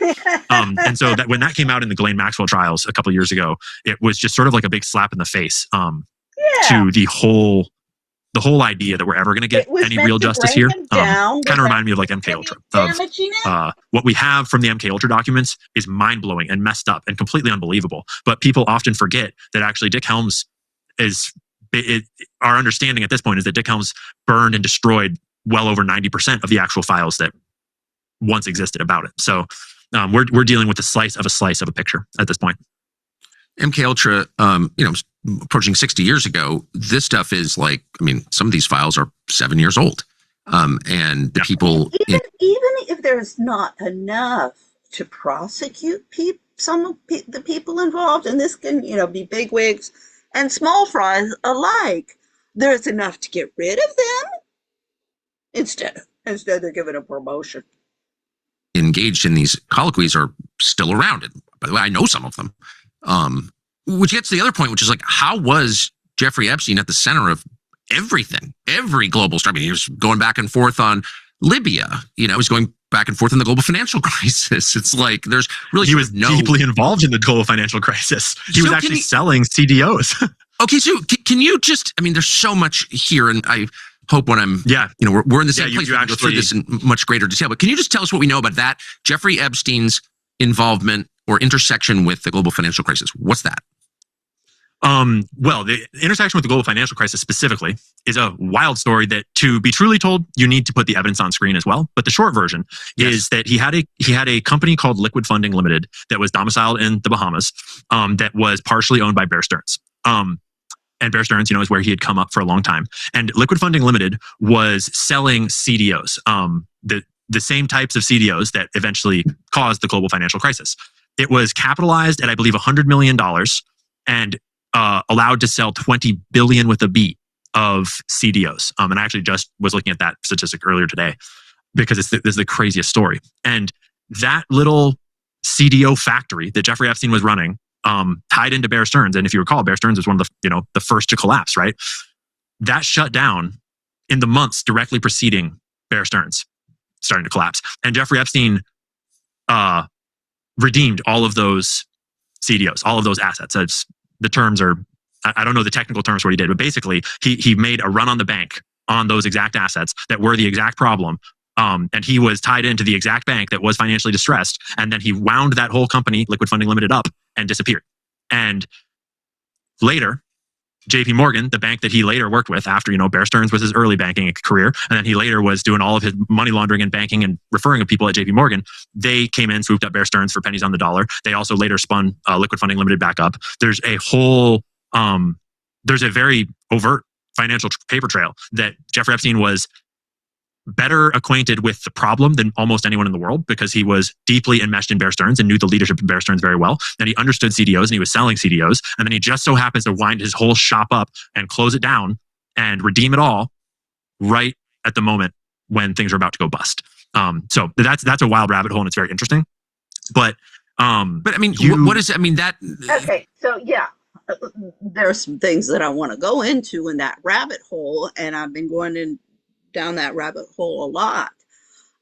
So I hope these guys will listen and everybody needs to look into Bear Stearns, David Malpass. He was the chief economist when that collapsed.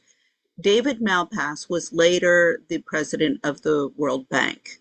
When Dr. Kim was appointed by Obama and he got bullied out of there. So he prematurely left, and this left the door open for Trump to appoint. It was right after Trump came in office in the 2016 campaigns. So he left, and that this was precious because so this leaves the door open for Trump to appoint World Bank president. I'm like, come on, you guys. So Larry Summers and Ivanka Trump who were on the committee to figure out who would be the president, and it was David Malpass. Now that was announced the day before the official selection process was supposed to start. Now with the official selection process, there are supposed to be candidates from different countries and ask the World Bank employees about that. That's been a thorn on their side for a long time. And I was so furious. I contacted David Tias. He was the communications the head of communications, and they said, yeah, we're launching the official transparent selection process. And I said, okay, I want to be considered, you assholes. Oh my God. I have finished doing this whole expose on the World Bank and the IMF, and I was like, I got you the numbers. I keep on saying I'm like Santa Claus with a list of naughty people over in the IMF and World Bank who need to be ousted and drained. So I'm like, yeah, you can consider me. And he said, well, I just want to let you know that it was just announced, the president of the World Bank. I said, wait a second. We're still in the transparent initial selection process. I mean, the whole thing was a joke. So I said, and you know what? Guess what? I have a French nationality, so you can consider me under my as a candidate, as a French citizen. I was like, you asshole. So anyway,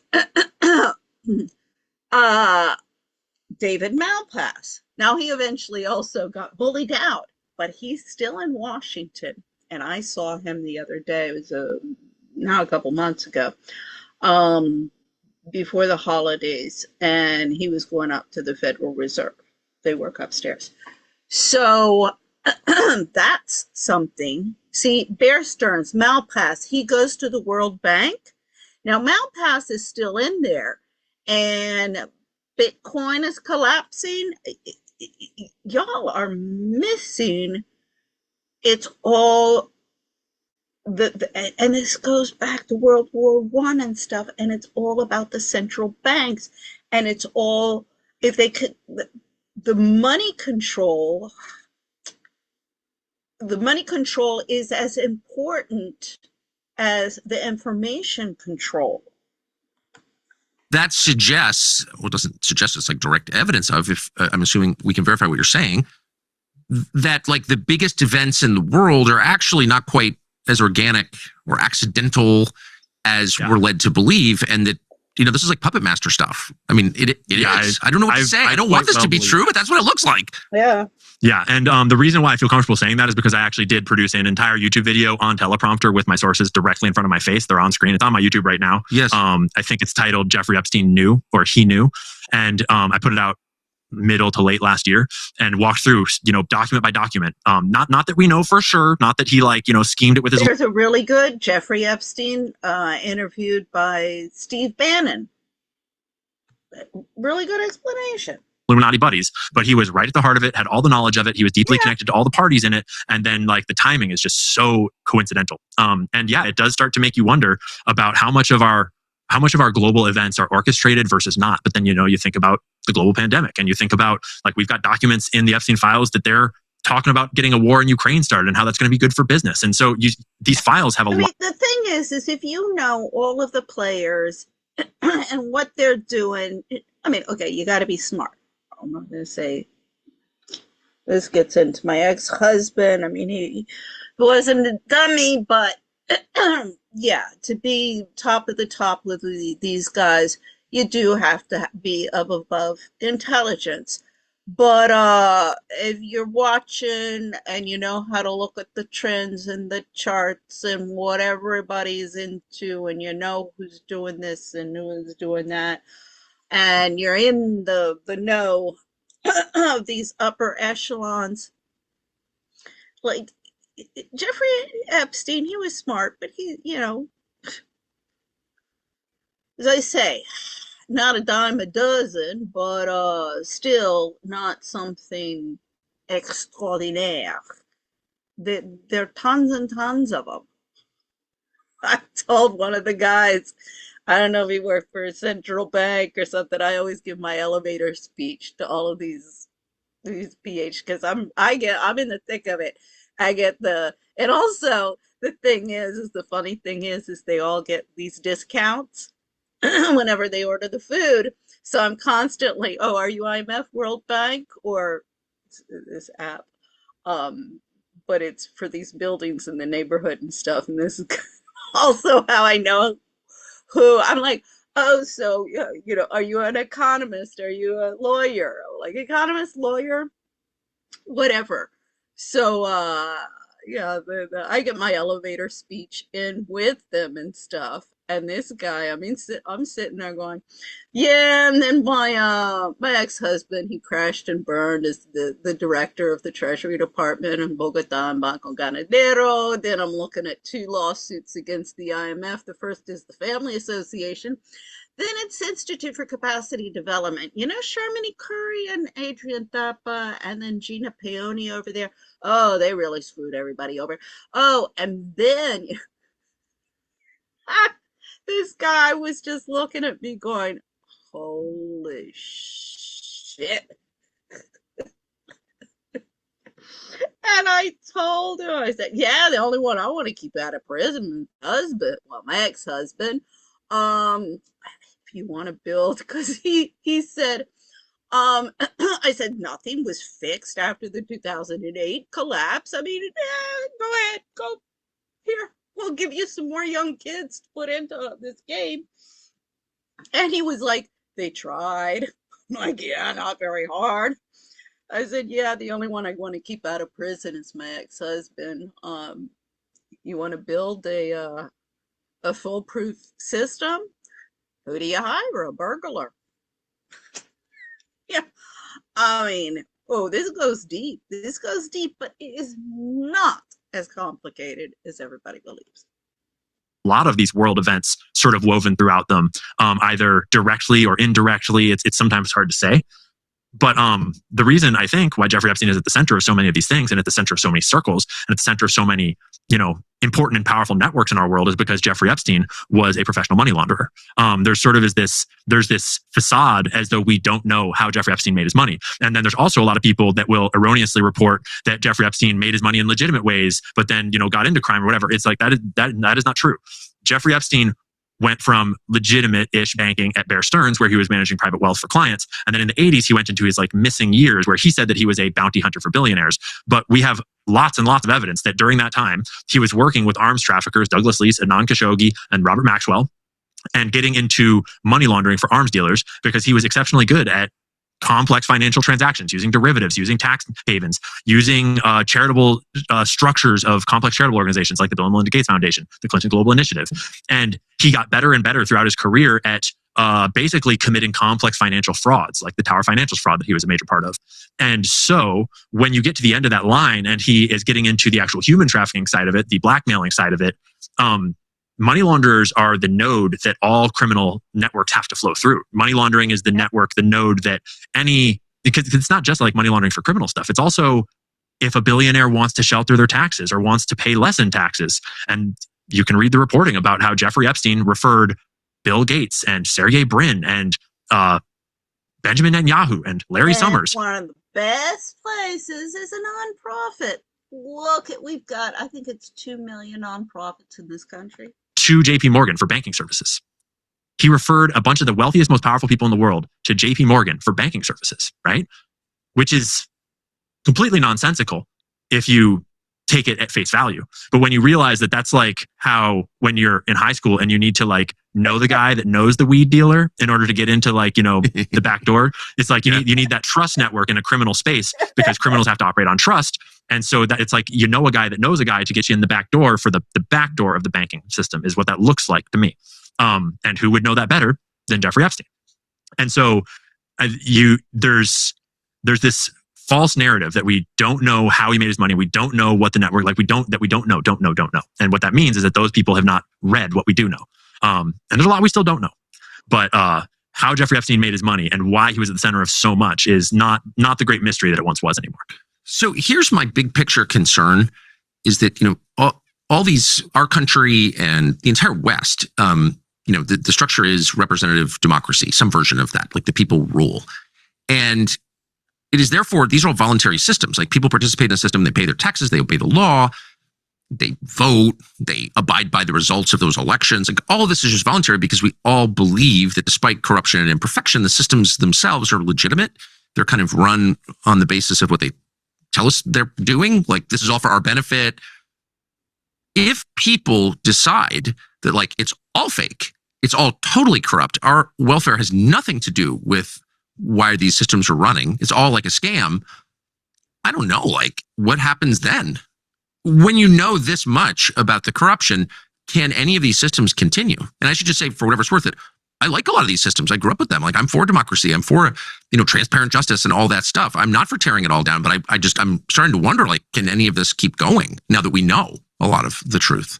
Yeah, that is the $1 million question. And think, so I'm 33 years old right now, and I'm sort of the 9/11 generation. And I shudder to imagine how a 21-year-old must feel today, or a 15-year-old must feel today, because even at my age, as sort of a still younger kind of adult, moving into my generation is supposed to be moving into leadership roles and moving into positions of taking on the mantle of leading our country in the next 5 to 10 years.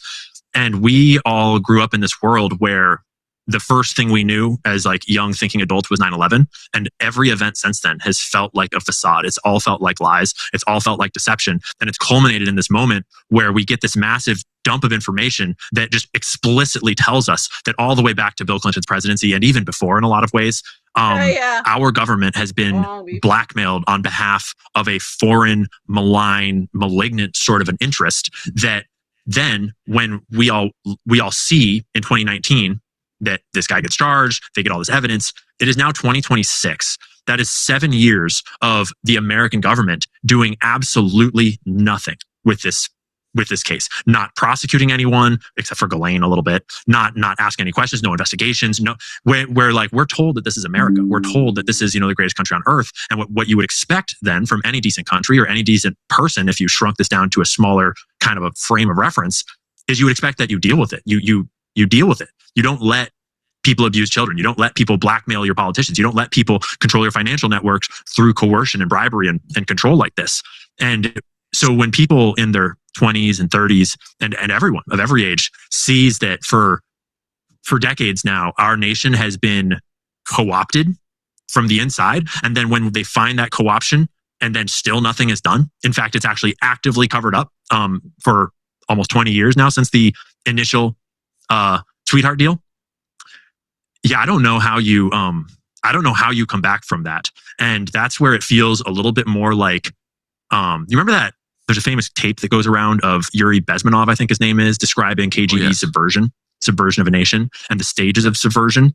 I kind of shudder to think this part of it all through, but it really does make me feel like almost like we've been cast from worth being controlled to now just being subverted. Because when you've been that deeply compromised for that long, it's almost reminds me of like the man that has let his values slip for so long, has been lost in the bottle for so long, or has been cheating for so long that once the lies all come out, once the pain all comes out, it's like there's no man left. There's no, which is like, that's an unacceptable state of being. That's an unacceptable answer. I'm trying to raise a family in this country. I'm trying to, you know, raise children. I'm trying to have a future. And so they're like, I think there's people at all different stages of grief with this thing and rage with this thing.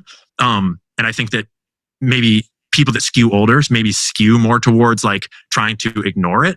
And I think that people that skew younger maybe also like giving up about it.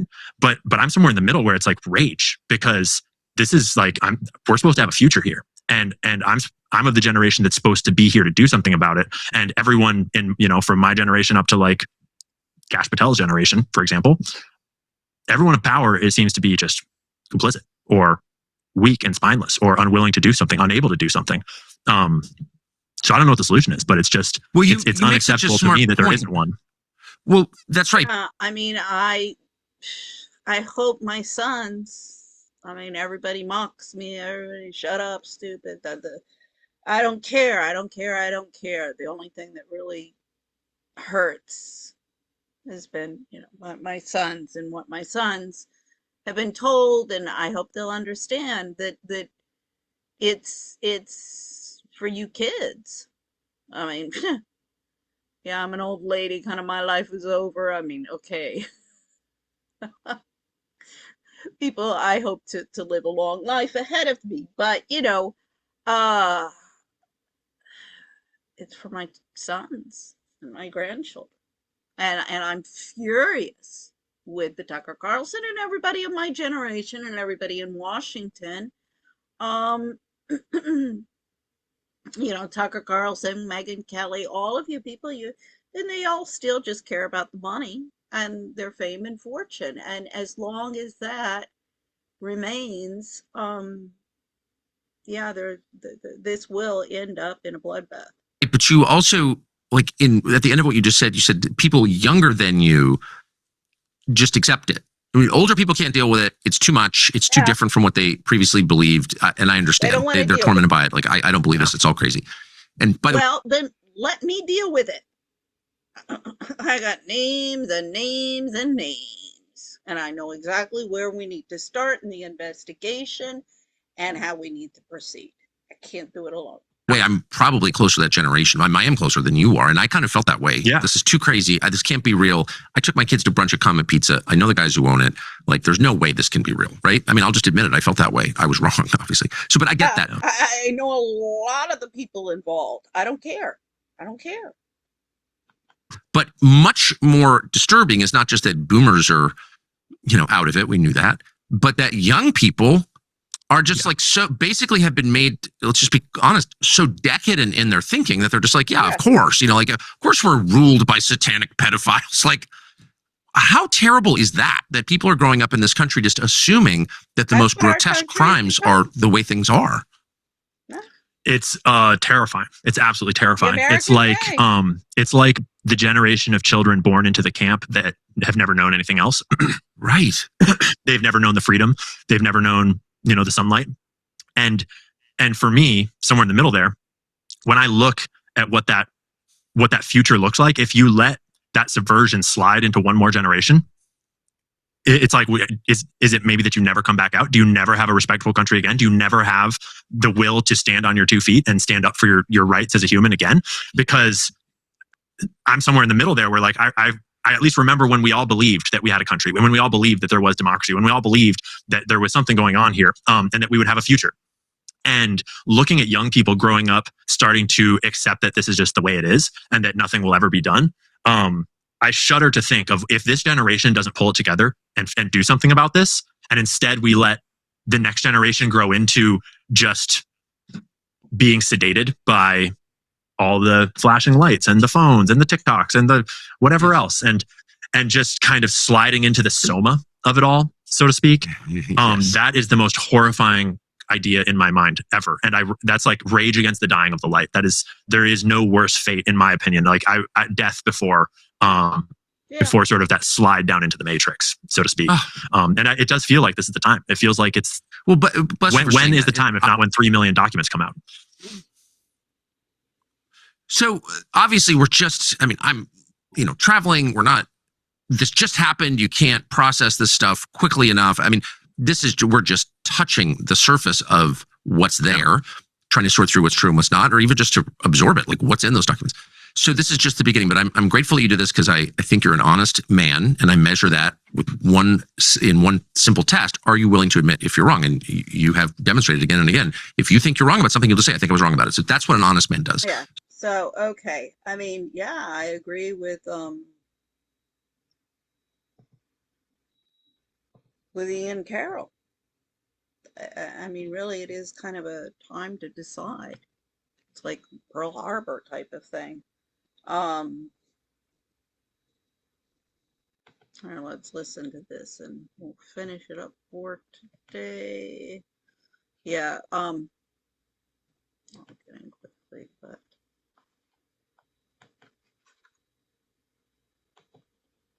I don't think I've ever seen you smile. I've known you for 10 years. I don't think I've ever.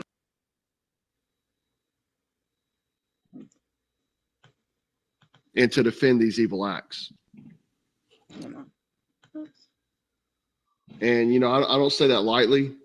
I say it because I'm watching people who call themselves conservatives, who claim Christian values, bend themselves into moral pretzels to avoid accountability and to defend these evil acts. And maybe not defending outright, but complicity, being complicit to it, is the same. This is the same crowd that screams protect the children. You remember that when that movie came out and everybody was like, oh man, I think his name's Cavell was in it. The movie name doesn't dawn on me at the moment, but protect the children, this and that. Suddenly they want us to move on from this. You keep hearing this line get repeated like some kind of cult chant. This is the most transparent administration in history. Oh, really? Because if it was so transparent, why did it take Thomas Massie dragging Congress into a public fight to force the Epstein files out? Why wasn't it volunteered? It was screamed about for ages by this party, all the Epstein files, Democrats covering it up. Why wasn't this demanded at day one? Why was it called a hoax? Why was Massie attacked publicly by Trump himself? And why is he still being attacked today? I don't know if you guys saw this. People are saying that Thomas Massie became a liberal because this new wife, blessed be their marriage, is supposedly a radical left flamethrower. This new union all went so fast that maybe he didn't know what he was getting into. Nevertheless, he is an absolutely terrible and unreliable Republican, perhaps a rhino, or maybe even worse. A former war hero, Ed Gallagher, is running against Massie. He is a high-quality individual. There's no candidate for Congress that would be better. He is running because he realizes Thomas Massie has been totally disloyal to the President of the United States and the Republican Party. He never votes for us. He always goes with the Democrats. Thomas Massie is a complete and total disaster. We must make sure he loses big. Loyal and Trump. I would say that anyone that goes against someone because they wanted transparency for these files is a massive problem. There are super PACs being funded by Trump's friends against him, millions of dollars. Marjorie Taylor Greene was attacked. Lauren Boebert, people that wanted the transparency. Attacking people that are asking the questions doesn't look like transparency. It looks more like containment. Okay. And this is the part nobody wants to touch. If you actually wanted justice, real justice, you wouldn't be saying today that we need to move past the Epstein files, move past them, he says. After this much evidence, after this many names, after this many missing tapes and redactions, sealed pages, how do you uncover something so dark and your instinct immediately is closure, not prosecution? I'm going to play the clip in a moment, but and I want you to really listen to it. I'm not as a partisan, not as a cheerleader, but as a human being. Because once you hear it, I want you to ask yourself a question. When did conservatives become comfortable with this level of evil as long as it's politically inconvenient to pursue? When did law and order turn into, hey man, let's not rock the boat, because if you do, you're a liberal. If you ask questions about the child predators, you're a liberal. That's what it's become. I see that getting smeared. Every conservative that I know that is asking questions are being called a liberal because they want to bring child predators to justice. When did drain the swamp become don't ask too many questions? Sounds pretty tyrannical to me. And let me be clear about this. This is not a conservative value. It's definitely not a Christian value. Christianity doesn't teach move on when children are abused. It teaches judgment, exposure, and consequences. Christ flipped tables for less. What you're seeing right now isn't conservatism, it's cult behavior, where loyalty to a man outweighs loyalty to the truth, where questioning power is treated as betrayal, when accountability is framed as an attack. That's not shrink, man. That's rot. That's rot deep, right? And let's say there's, in the files, there's accusations about Trump. Let's say they're not true. Let's just say they're not true. Maybe they are, maybe they're not. But whatever happening, whether it's protecting his donors, our greatest ally, or himself, you're being complicit, which means in dummy terms, you're okay with it. And I've seen, again, this chatter online defending accusations saying the Democrats had these files for years. They could have put it in there about Trump. Don't you think that if they would have put that in there about him, they would have took the Clinton stuff out and destroyed it? Wouldn't you think that? Or the others, the other friends of theirs. Let's look at reality for a second, man. The past 60 days, the DOJ has been redacting, and not just victims, but powerful people. Okay. Now let me play the clip. Maybe get onto something else. Well, what would you say to people like who feel like they haven't gotten justice, Mr. President? Something that people care about. Yeah, what did you say? Go ahead, what would you say to the survivors who feel like they haven't gotten justice? You are the worst reporter. No wonder CNN has no ratings because of people like you. You know, she's a young woman. I don't think I've ever seen you smile. I've known you for 10 years. I don't think I've ever seen a smile on your face. I'm asking you about survivors. You know why? You know why you're not smiling? Because you know you're not telling the truth. And you're a very dishonest organization. And Caitlin Collins, she's one of the people journalists who have ignored me for years before she even became, they should be ashamed of you. These are survivors of a sexual abuse. You know, when Epstein was alive, nobody cared about him. When he's dead, they care about him. But it's really a Democrat problem. It's not a Republican, it's a Democrat problem. The only problem Republicans have is that we have to get back to, number one, running our country, and then number two, very importantly, letting the public know what a great job we're doing. We have the greatest economy in the history of the world. You have the Democrats who were in there. Elon Musk was also in there, and so was your Commerce Secretary Howard Lutnick and correspondence that he had with him. Did you read those new files that were published by the Department of Justice? I didn't. I have a lot of things I'm doing. A lot of things I'm doing. I don't know. You mentioned two names. I'm sure they're fine. Otherwise, it would have been major headlines. And Howard Lutnick is his right-hand man. He's the guy that you always see beside him. He was Jeffrey's neighbor, and he actually hung out with Jeffrey after the fact of him being convicted. He lied about it in an interview, saying that it was 2005 was like the last time he had seen him, but it was untrue. It was 2012 he saw him again. So not only is people in, that are right there in the White House working that are complicit and involved in this, it's very damaging. The other problem I have today is Todd Blanche was asked, Assistant Attorney General, was asked, would there be prosecutions coming from this? And listen to what this man has to say. Individuals who partied with Epstein and engaged in relations with minors will be prosecuted. Any chance? I'll never say no, and we will always investigate any evidence of misconduct. But as you know, it is not a crime to party with Mr. Epstein, and so as horrible as it's not a crime to email with. I mean, it's not, but at least bring him in for questioning, right? When you said, let's get to the bottom of this, maybe. Mr. Epstein, and some of these men may have done horrible things, and if we have evidence, well, we know that a lot of people did horrible things. There's lots of sworn statements, evidence, troves of it. That allows us to prosecute them, you better believe we will. But it's also the kind of thing that the American people need to understand, that it isn't a crime to party with Mr. Epstein. It isn't a crime to have Didn't look like that's all that was going on some of those photos. I mean, if the photos could speak, some of them look pretty bad. That's right. And unfortunately, photos can't speak. And so we need witnesses. So yeah, crazy, right? Now, on that same note, we know that people were involved. Bill Gates has been heavily involved with Trump. He's funding the ballroom. They're making some kind of plan for some kind of new vaccines. There's lots of dirt on him, even after the fact. So, see, we have names and names and names, and I'm also curious about the ballroom stuff. I have to say, there's some speculation there. I'm like, yeah, I think something might be going on with the ballroom, more than just a ballroom. But anyway, so I'm going to briefly go into, because this gets into, this whole white replacement. Well, it's because all of the people, the old guard WASPs, have dropped the ball. Now I have gone into, you look at any of the things that I've been covering for years and years and years about American society and the economy, it is this, the minorities, the minorities who have risen to power, they're not concerned about bettering the lot of their people. They're just concerned about competing with the old guard whites to replace them. And that's where the friction has become. And this has been done either in competition for jobs or through marriages. So with Candace, she was mainly, TPUSA is pretty white. I mean, I haven't looked at the racial composition of it, and I don't know if they have statistics on it, but what I've seen, it is pretty white conservative.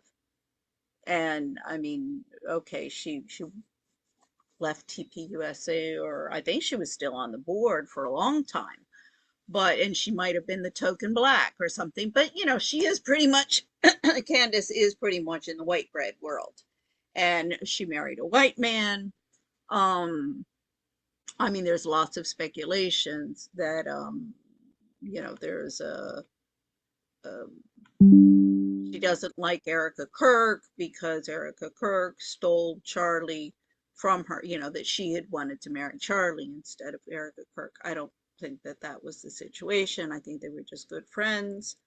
But, even if they were just good friends, there is still going to be that competition between them, particularly with what I've personally experienced, but seen with the Black community and the Black women. I mean, I keep on laughing. I'm like, the only people who really like me in Washington are the poor Black men, and particularly the ones with a criminal record, or the homeless ones. They love me. Usually they can't stand, the white bread, the white upper crust or white suburban woman. And they're like, oh, no, she's cool. She got it. She knows. Oh, and the Black women, they despise me. The feminist, well, see this, okay, you're getting into the camp. Is it the feminist camp or the anti-feminist camp? Most of the Black women are going to be with the feminist, the liberals. So in this, Candace is a bit of an anomaly. Gosh, I ran out of water. So she is different in that. So because she is in the with the whites. Oh gosh, I remember at Foxcroft when this was, what was her name? She was from New York. But oh, she was bullied and verbally attacked by the rest of the black girls at the school who were all there on scholarships. Janine Prim, she was the only one I think who wasn't there on a scholarship, and she was attacked for hanging out with the whites. So yeah, I know that from way back in the 80s. And I mean in Arizona and Tucson, I mean it was really Protestant whites. I don't think there were any blacks. My parents, we didn't go to the country club up in the Catalina foothills because they didn't accept blacks. So we didn't go there, but really, like even at my schools, there were a couple of Jews, but yeah. So anyway, um there was no issue because there were no blacks. Of course, in Louisiana, that's not that, but we didn't go to school there. So, but the blacks, women, I mean, they are vicious, absolutely vicious.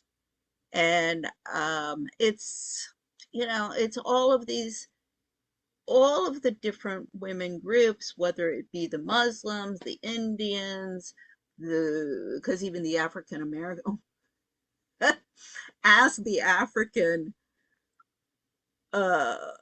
Africans here about the African American blacks. They can't stand. Oh, they are so entitled. The American African Americans, they are so entitled and stuff. But then ask the African Americans about the Africans. So anyway, yeah, there's division everywhere. So it's all different flavors, of course, um, and different cultural based, because an African American culturally is very, very different from the Africans, and then of course that depends on where you come from in Africa. Um, but they are, you know, they're just, oh, they really have their men by the balls. Um, so this is also why, maybe Candace is found herself a white husband. I mean, and it's also very, very strange. I mean, from the moment she met him, she knew this was her soulmate and everything like that. When I'm hearing that, I'm like, this sounds to me like Meghan Markle. I'm going after that one. So I mean, Candace, I think she's a really good, like, well, not journalist. She's doing some good work. She doesn't always, she's an entertainer. I think Trigger Smart made this point. She's a podcaster. She's an entertainer. And that's really what people are expecting more from her than she really is. I mean, she's a black version of Erica Kirk. Um, and in fact, we'll look later in the video that she did just the day after Charlie Kirk was killed. I mean, we all looked at Erica Kirk and we're scratching our head and saying, well, God, lady, what's going on here? But nobody's really scrutinized Candace. People have criticized her, sometimes unfairly, I think, because it was her friend. She's even said that from the beginning. So, I think she's done some good things and some bad things in the investigation. Like, there are things I'm going to agree with or not agree with. That's neither here nor there. That's like with anybody. The important thing is, what is your objective in doing all of this? Is this just to get likes and subscribe and become the top podcaster that everybody likes? and make lots of money off of it, or is it to find out who killed Charlie Kirk and what's going on? I mean, what Ian Carroll was talking about, is this just we're here to amuse ourselves, or Ian Carroll says this is determines who we are, and life or death situation. And I'm gonna just accept that I know the corruption is everywhere, and like my mother, like everybody I know, her friend in London, oh, this has just been going on for so long, there's nothing can do about it. Bobby Kennedy's uh, supporters, oh, they just don't want to deal with any unpleasantness. Nobody wants to deal in unpleasantness. These are people that we know, our neighbors. That's just going to be very embarrassing for them. And yeah, it's going to be real embarrassing for a lot of people. A lot of people. Very embarrassing. But tough shit. Tough shit. So I'm gonna leave it there because I've already gone on for 2 hours. But in this series, I wanted to look at this, the white replacement. Um and it's not just black supremacy. I've already gone into, the Catholics. Well, they're white. I get that. Okay. Yeah, but that gets into the WASPs because the United States was originally founded by the Puritans, or the northern part, the Massachusetts Bay Colony, Delaware, Rhode Island, uh, even Pennsylvania, because that gets into William Penn. That was a charter, uh, a little different than the rest of the North or the Southern, like Virginia. Those were all like plantations, and those were they were to make money. And you had a lot of like second sons of lords and wealthy families who were sending their second and third children to make their fortunes. Um, and to intermarry, and that's why the South, I mean, you did have it with the plantation, so the entire agrarian structure was different, and you did need a bigger labor force. But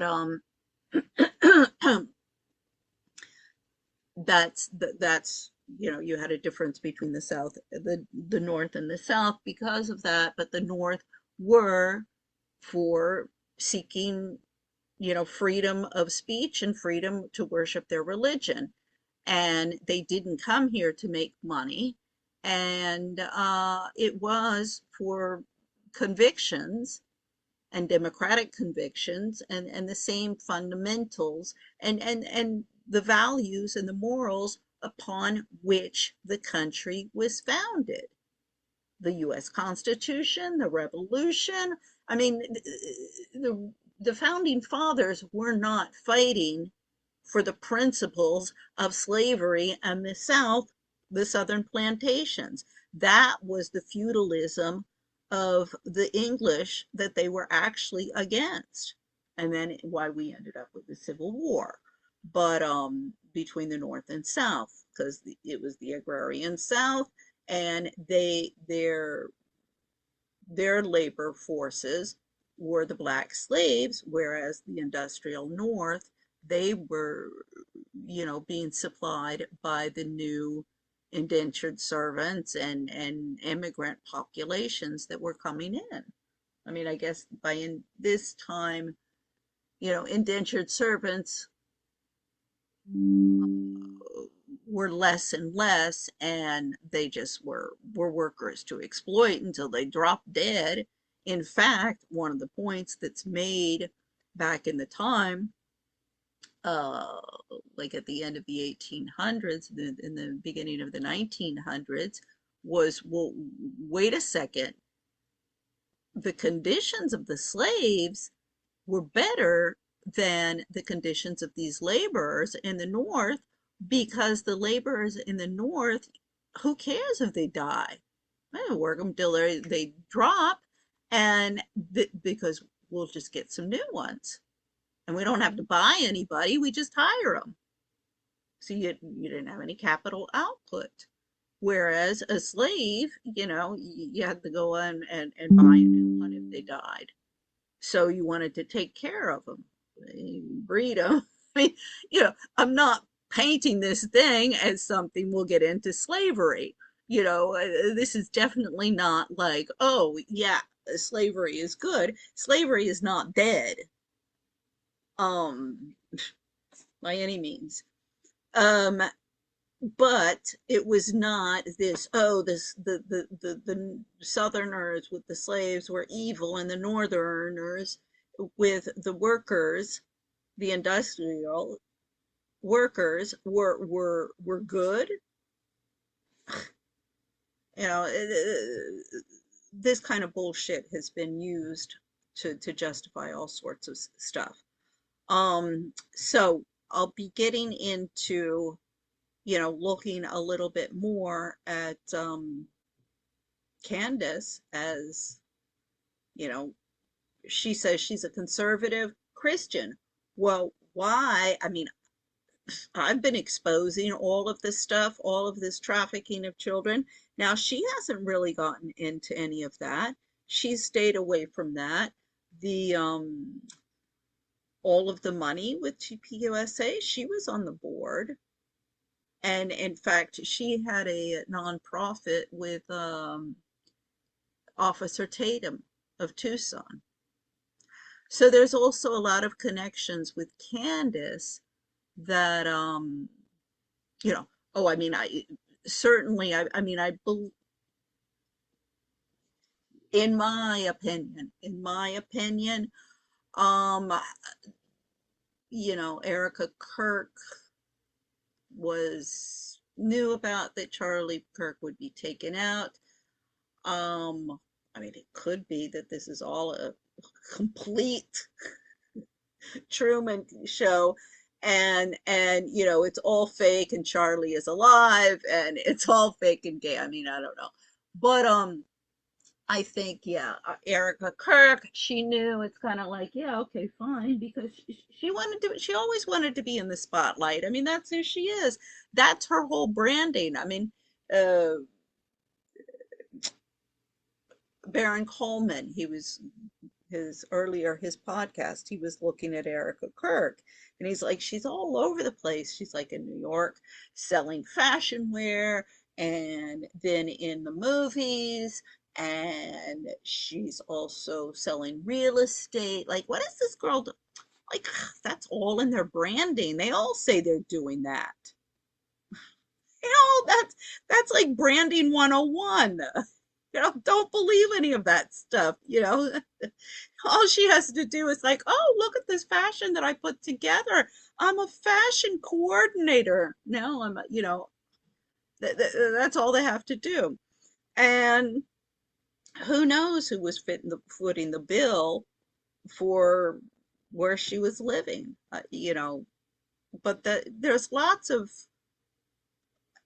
this is not far-fetched. She's Miss Arizona. She gets out of college. Oh, she's going to go to New York for a while. She's got her boyfriend living up in wherever, Minnesota was that. She's not going to pay rent there. She's going to go and live with him. Mom, Dad, I need some money or whatever. I mean, there's tons of ways that, she's sleeping with, her cousin. She's maybe staying with her cousin when she goes to New York. She had that cousin that she said she was staying with. So maybe she's sleeping on the couch. Who knows? So anyway, Erica Kirk is just the typical dumb blonde from one of these social climbing families. And I mean, Candace Owens is kind of your typical as well. Young social media influencer who came from, and she's we'll get into Kanye West. She's very good friends with Kanye West, but that whole black community, because Erica Kirk was the white conservative Christian community, but it's they use the same manuals, social media manuals for the conservatives as they do for the liberal girls. They're all going to be fashion, have fashion designers and feed the homeless, like Lauren Bush, Lauren. It's all part of the branding. And you're going to have the black version, the white version, the brown version. Um, but, but as I say, it's all a facade. They're just out to become popular and with lots of likes and subscribes and make six-figure salaries and live happily ever after without having to do anything in their lives. And we'll see, for example, George Farmer. This is also the thing that I'm like, well, wait a second. Why have you ignored me this past year, Candace Owens? I mean, I know she's seen some of my emails because her husband was starting this, what is it called? Parley. He took over as CEO of Parley. Now, Parley, I mean, that's how you would say it in French. That's why he called it Parley, because it's to speak. So yeah, you can even translate it into French.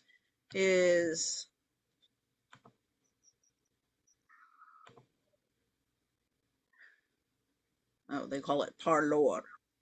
I don't know why parlor. Is an American all-tech social networking service associated with conservatives. I mean, this is what I was starting to do in 2007 when my ex-husband exploded, and the rest is history. But I've been looking for partners. It's okay. It's for trailing spouses, but it is for the trad wife, conservative trad wife. Now, I've always been more of a liberal, but I'm more than willing to work with conservatives. What we need are some moderates. And this Rebecca Mercer. She's an American heiress. Oh, I wonder if this is the Mercer family. I'm not sure if that's public. It's a grocery store chain. I forget. That might have been. So anyway, it was launched in 2018, market itself as free speech, focused and unbiased alternative to mainstream social networks such as Twitter and Facebook. Again, I mean, 20 years ago I came up, and I've been looking ever since for partners. I mean, I would be a good partner for them. And I have I mean, if I could find some partners like this, well, then I wouldn't be canceled so much by so many people. All of a sudden, I wouldn't be poor, a poor cashier. Oh, she has money. Oh, people like her. Oh, put her on the invite list again. Yeah, journalists describe Parley as an alt-tech alternative to Twitter. So, it received criticism for its content policies, which some journalists and users claimed were more restrictive than the company portrayed. Yeah, well, so anyway, we'll see that next time because, yeah, things didn't work out very well. He started that. But see, also, I have some questions. So he was also chairman of the Turning Point UK, then left that. he took over CEO as Parley or Parlor, um, and its parent company in 2021. And it was used for organizing, it was allegedly used for organizing the January 6th attack on the Capitol, building a perception that it had a lack of moderation for violent speech. That created problems for it. And then Kanye West tried to take it over. So of course, and Kanye West is like really, really good friends with Candace. So as I say, this is really all kind of similar drama, if I'll put it that way, as what's going on with Erica Kirk and TPUSA and the Jewish factions, the Zionist Jewish factions that are taking it over. So is there something going on? Because someone, it was Starkey Farmstead, she was like, oh, but Candace Owens is a Jesuit, like Opus Dei Jesuit type. So, and I'm not, I've never belonged to any religious institutions or political parties because a lot of this stuff. But yeah, that the Jesuits are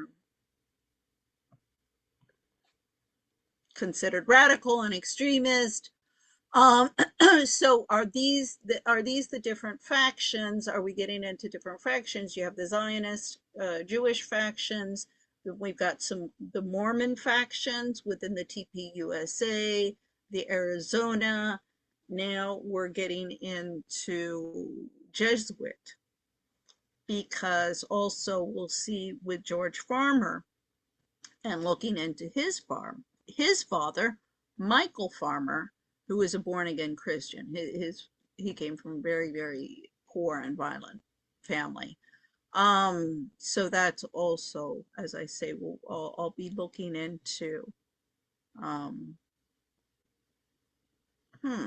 Red kites. What were they talking about? Tucker Carlson. It was red something or other. What's that? It wasn't red kite. Sorry. That was Ian Carroll and Tucker Carlson were talking about something red, some group, and there was a connection there. See, there's all sorts of connections. Oh gosh, I'll be going into also what Robert Baron Coleman went in today. It was about this Erica Kirk, the 15-year-old that she was flirting with online or maybe offline as well. Maybe there was more than flirtation when Erica's 25 years old. The young girl of 15 years old. I mean, there is just, it's like, these are supposed to be the Christian conservatives? I mean, is it any wonder? See, this is the reason why I was always a liberal growing up, because I was like, oh, you religious people, all you religious people are just fanatics who hide the worst atrocities. You're so hypocritical. You claim to be so pious, but then the best of days, you're just backstabbing bitches and son of a bitches. And the worst of you are involved in some really bad stuff. At least with the liberals, at least when I was growing up, at least with the liberals, they were honest about what they were doing. That was really the reason that you were a liberal, was because, well, I'm not going to be a hypocrite. I'm not going to be a religious hypocrite or, an elitist hypocrite of the rich and famous who, go around exploiting all of the workers and then go to church and throw their money around and say, look at how generous I am. At least with the liberals, you were like, oh, stop. Yeah. I'm going to go and sit with the workers that you're exploiting all of the time and tell them, I'm real sorry my dad's doing that to y'all. I don't agree. That's what a liberal used to be. No, now the liberals are out eating children and trafficking children just like the conservatives.